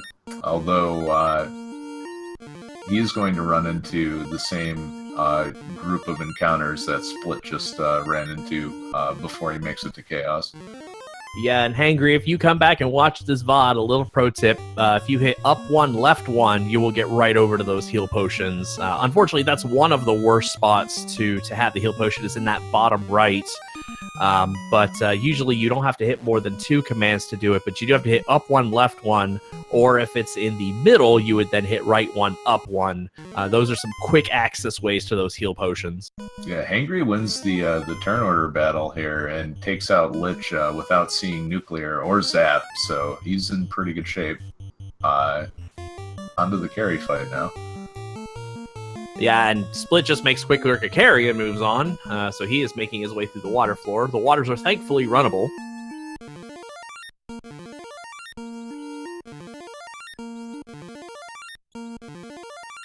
Yeah, gotta take advantage of the menu wrap. Maybe that's just something that the older runners take for granted, but if it's an option, you save a lot of time doing that. Yeah, I definitely love our newer runners. I definitely want to see them grow and thrive as we make these tournaments bigger and better. Definitely, those are going to be some skills that I know Hangry's going to go back and he's going to do, and he's going to prepare for the next league, the next tournament, or otherwise. So even after eating that wipe, Hangry is only a floor behind. Yeah, it's a pretty crazy hero runs that he's getting right here. one thing that's good to see, one of those things that Hangry does, all of our runners do this, but as a new runner, it's definitely good to see he picked this up. Any of those squares that are adjacent to a door, like along a wall on the inside of a building, are actually encounter free, and it has to do with how the squares are drawn in the design. The design actually borrows the next square up to complete its design, and therefore they're not programmed to be encounters. And so it's good to see new players like Hangry being able to pick up on skills like that.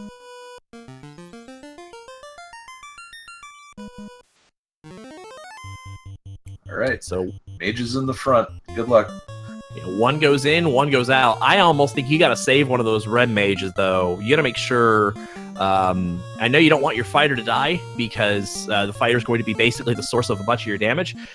But you kind of also don't want to see both of those red mages die. And he opens with nuke. Oh, wow. And this is a very, very awkward position to be in. Looks like he's going for the all-out offense option. Oh, and he lost his other red mage. Now we are down to man mode fighter here. Let us see what he does.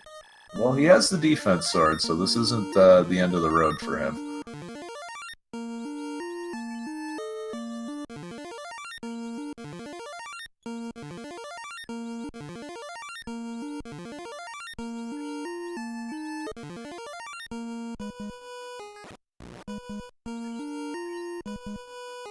And so we've got splitpunched looking like, I don't want to say he's on his way out. I don't want a commentator's curse him, but it might be too late. He should be down any second now. There we go. And we have one going out. We have one coming in. Here is Hangry Canuck, perpetually one fiend behind Splitpunched. Unfortunately, taking that first wipe. Oh no, he's stun locked! Oh. And he elects to just swing at Tiamat instead of throwing up the evasion, and that might have cost him big time. Oh, that stun touch on the only character he had. It's a tough way to go. As we've got Splitpunched's first look at our Chaos fight, immediately drops a temper, a fast, a white shirt, and he just opts to fight. He didn't have defense sword, he didn't have power glove, there's really nothing else he can do. Yeah, and so turn order looking very favorable for him. Gets the first round of buffs off before the swing. Oh, and a non-crit. Looks like a non-crit 7 hit for 347. That's at least solid. Yeah, that's very good. He knows he's well over the absorb rate right now. So, barring anything truly nasty, this should be over in a little bit. Yeah, so we've got 1,100 so far. That's about a little over 1,200. And there it goes. About 2,000 hit points. Standard vanilla chaos, give or take. That is it. Split Punch is our champion tonight with an official SRL time of 1:36:10. We're going to try and locate him and get him in for an interview.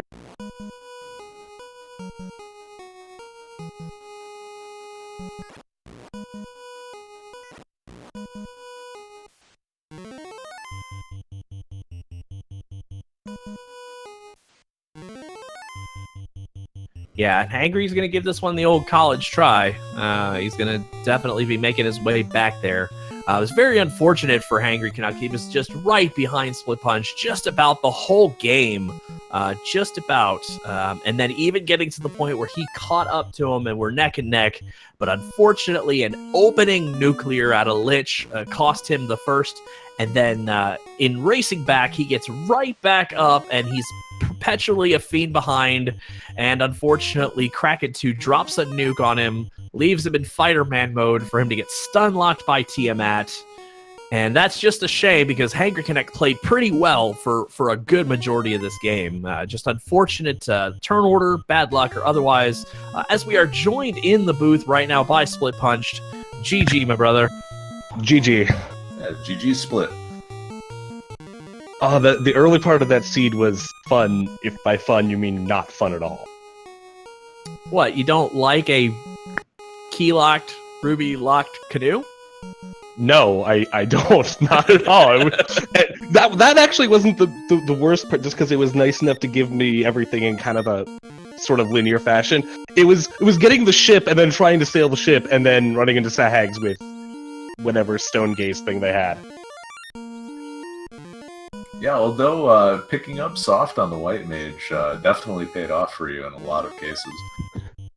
Yeah, after I saw that they were like 1k each, I was like, I don't have much else to get here. I might as well get it, because you never know. Oh wait, I do know now, because there's terrible, terrible sea monsters. Yeah, you gotta know, unfortunately, your time is 1:36:10. Hangry was perpetually behind you the entire game. Step for step, he did everything that you did. At one point, he was probably just under a dungeon behind, and then at a different point, he was like high-fiving you and passing you, and then unfortunately, Lich dropped a nuclear first turn on him. Ooh, yeah, I saw the nuclear out of Lich. I think I suspect I might have been higher level, just because I know that I went in like, what, 23 or something, which is really high. Unfortunately, I think he actually disrespected Lich and walked right onto the tile without actually doing the pre-prep. Ooh, yikes. And then you guys were, and I mean, he had hero runs to get all the way back, and then as you were coming out of Kraken, he was going into Kraken. That's how close you guys were after he wiped. And then, unfortunately, Kraken dropped a nuke on his party, leaving him solo fighter, to which then Tiamat stun locked him. Oh, that is yikes. Yikes. I don't think I saw the nuke out of Kraken, because I probably would have started swearing if I had.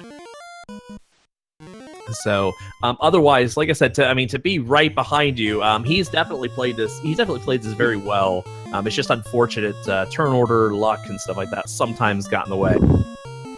Yeah, considering like I remember when he started like a month ago, and going from, having a vague idea of kind of what to do to, like.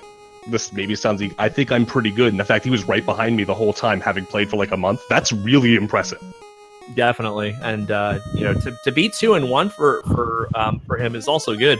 2-1 was kind of the bracket of death a little bit. We don't want to disrespect the 3-0s; they were very good, but there was a lot of stiff competition at the 2-0 or the 2-1 slot, and so unfortunately for Hangry Canuck, he had to come up against you. But against many of our other runners, he probably would have fared better or could have fared better. Yeah, and I would be a little bit worried if I got him, if I were somebody who got him in 2-2, because look at his first round race and then look at this race, and he's clearly put in the time, and I would be watching myself if I got him. I was watching myself when I did get him. I was looking at the voting, and I was like, I think they think this is going to be a stomp, and I don't think it's going to be a stomp. Well, unfortunately, Hangry Canuck takes another nuke wipe to the face. Ooh.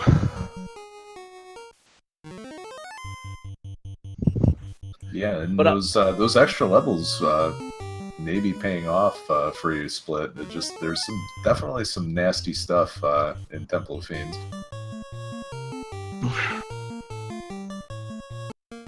Yeah, and other than the start, I think he'd probably agree it was a fairly straightforward seed after that. Yeah, I would have liked to see the power bump, but other than that, it mostly just gave me, like, I didn't really have to go out of my way to find stuff that I wanted. Like, Masamune was just in Cardia.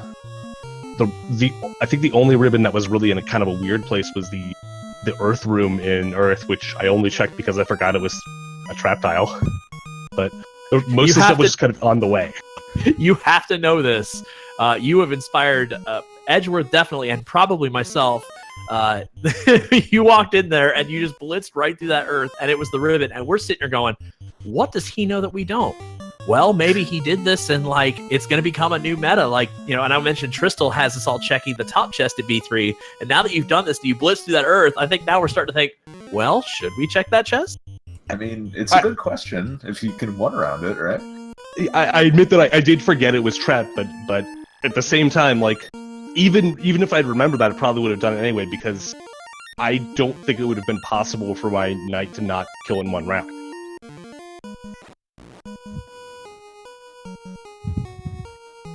Yeah, I think if you have like Excal or Mazmune, just go for it.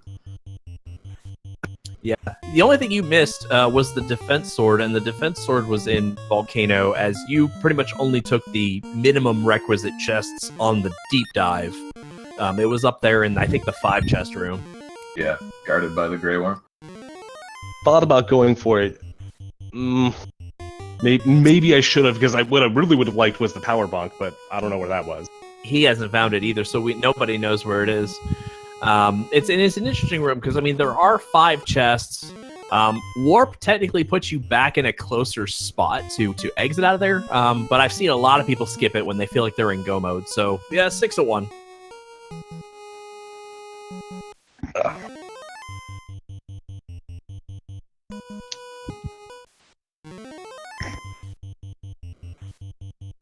So once more onto the Earth floor with Hangry, as he gets ambushed by the green Medusas, and hey, they actually knock out his red mage, so life 2 to the rescue.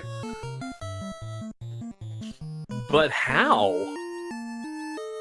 Oh, I know why. He actually wanted to use Life 2 there as opposed to potions and whatnot. Again, with Life 2 being better than Cure 4.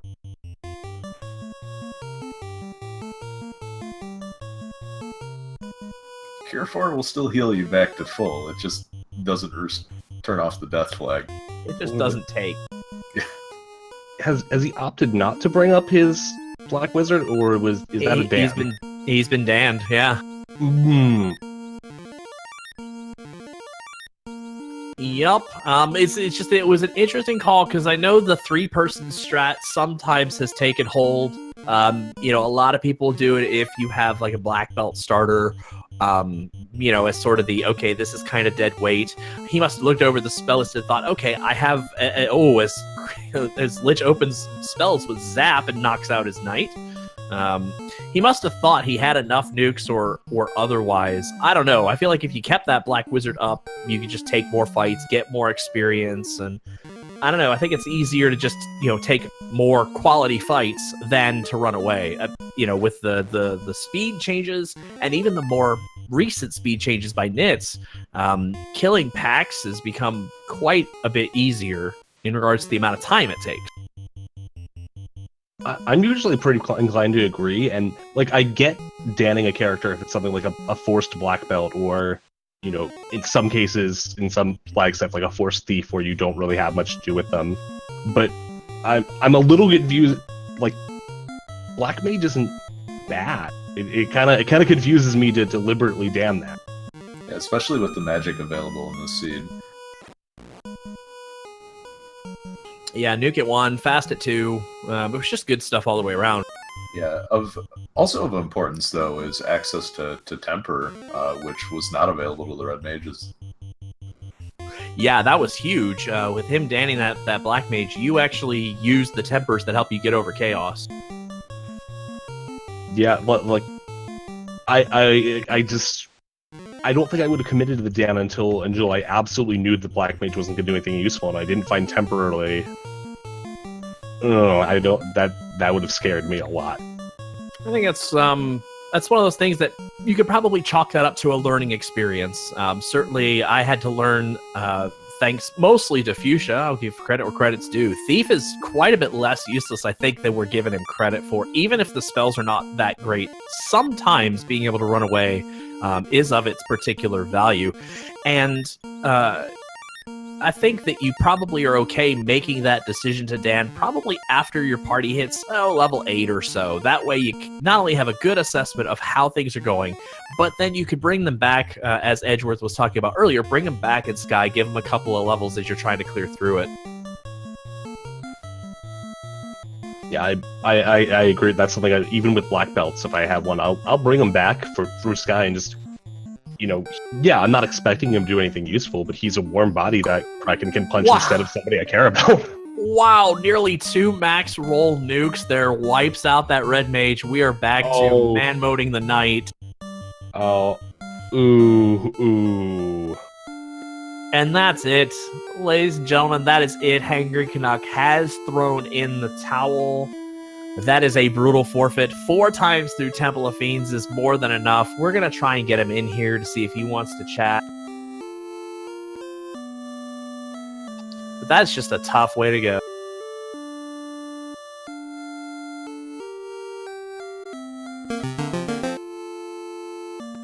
You hate to see that happen to anybody, but 3 times in a row, too. Just a rough beating from the real boss of this Temple of Fiends.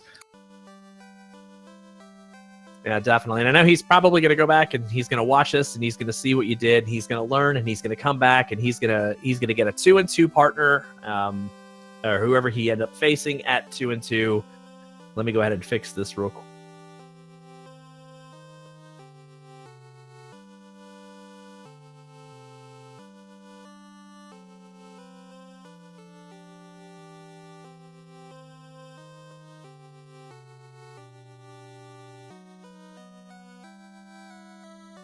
And now we are joined in the Randomania commentary booth by Hangry Canuck. Hey, man, sorry, tough break. GG, man. Yeah, GG split. You must have either got into TO far earlier, had it pretty easy. From what I'm hearing, we got in at pretty close to the same time. I will be. I did not see the Kraken nuke at all. I saw the Lich nuke. I seen the Kraken nuke. I did see the Lich nuclear and the Lich zap, but I feel you got pretty unlucky there. I'm sorry. Yeah, Hangry, you got to know you were about 30 seconds behind him entering Temple of Fiends the very first time. Yeah, but I knew I was dead in the water from that first bit of routing when I went to look at the bottle. Yep. And I made that second trip. When I made that second trip to Crystal Lake and I was kind of confused at what I wanted to do, I knew then that split was going to win. So I just started looking at the bats and stuff after a while.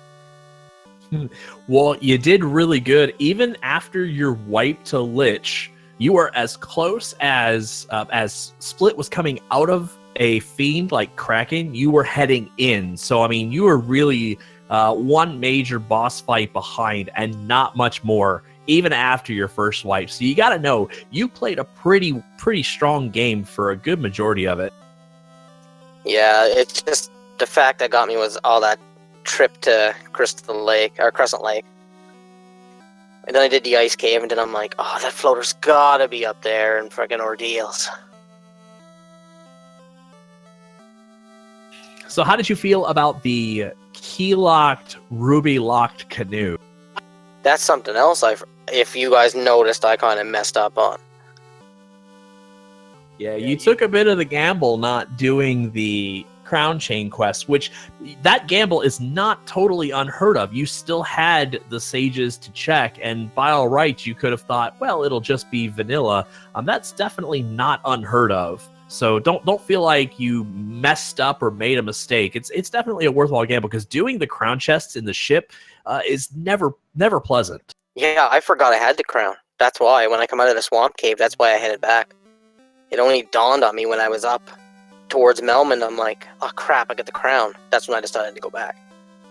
It may have favored you actually to have reset all the way back to Melmond. I mean, no, you had to go back and get the bottle later, but it actually may have been in your favor to go ahead and take that reset all the way back. One, both of you struggled a bit at the sea.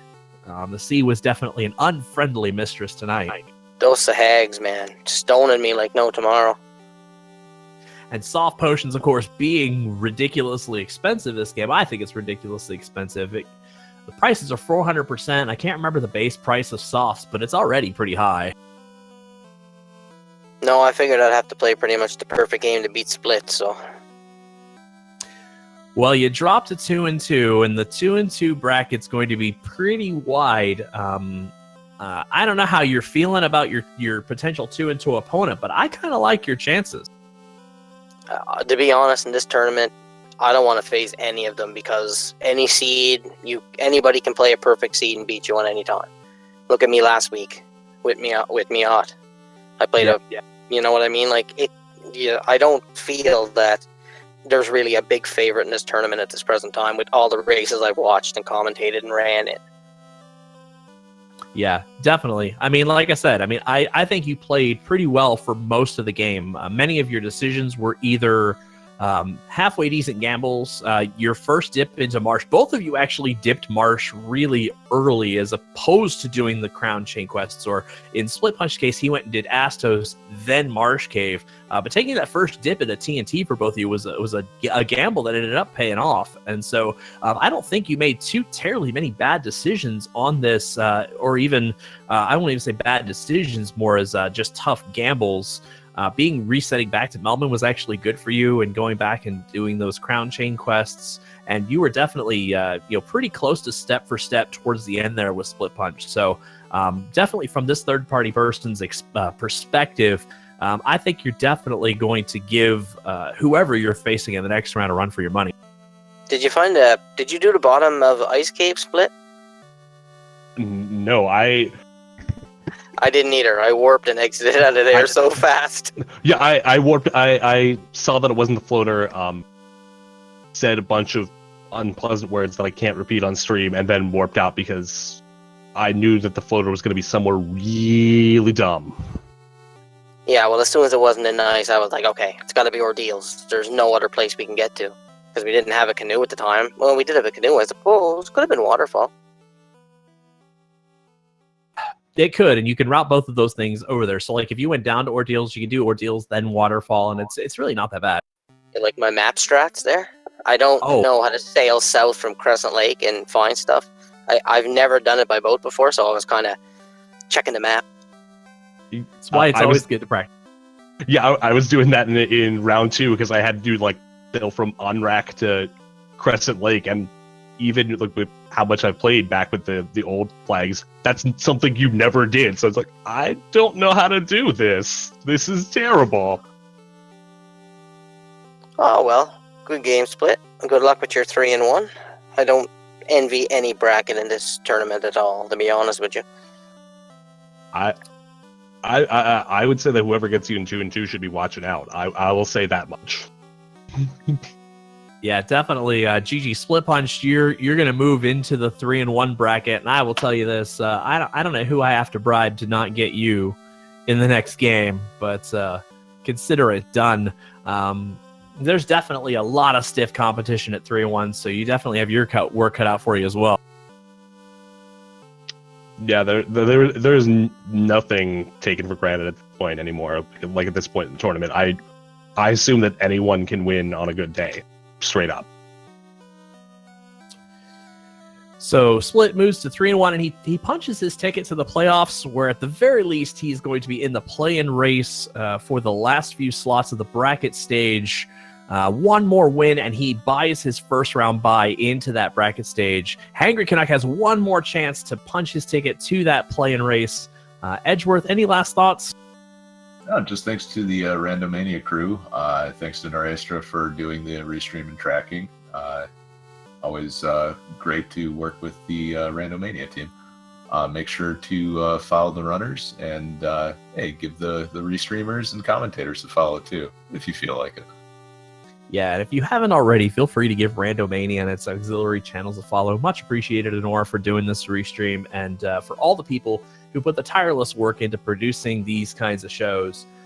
We definitely want to give the thanks to you guys for allowing us to display our community to anybody that's interested. So, like I said, if you feel like this is something you're interested in, or if you like this kind of content, go ahead and give Randomania and its auxiliary channels a follow. GG to both Hangry Canuck and Split Punch. Good game tonight, gentlemen. For Edgeworth, I have been Sforzondo. Have a good night and be excellent to each other.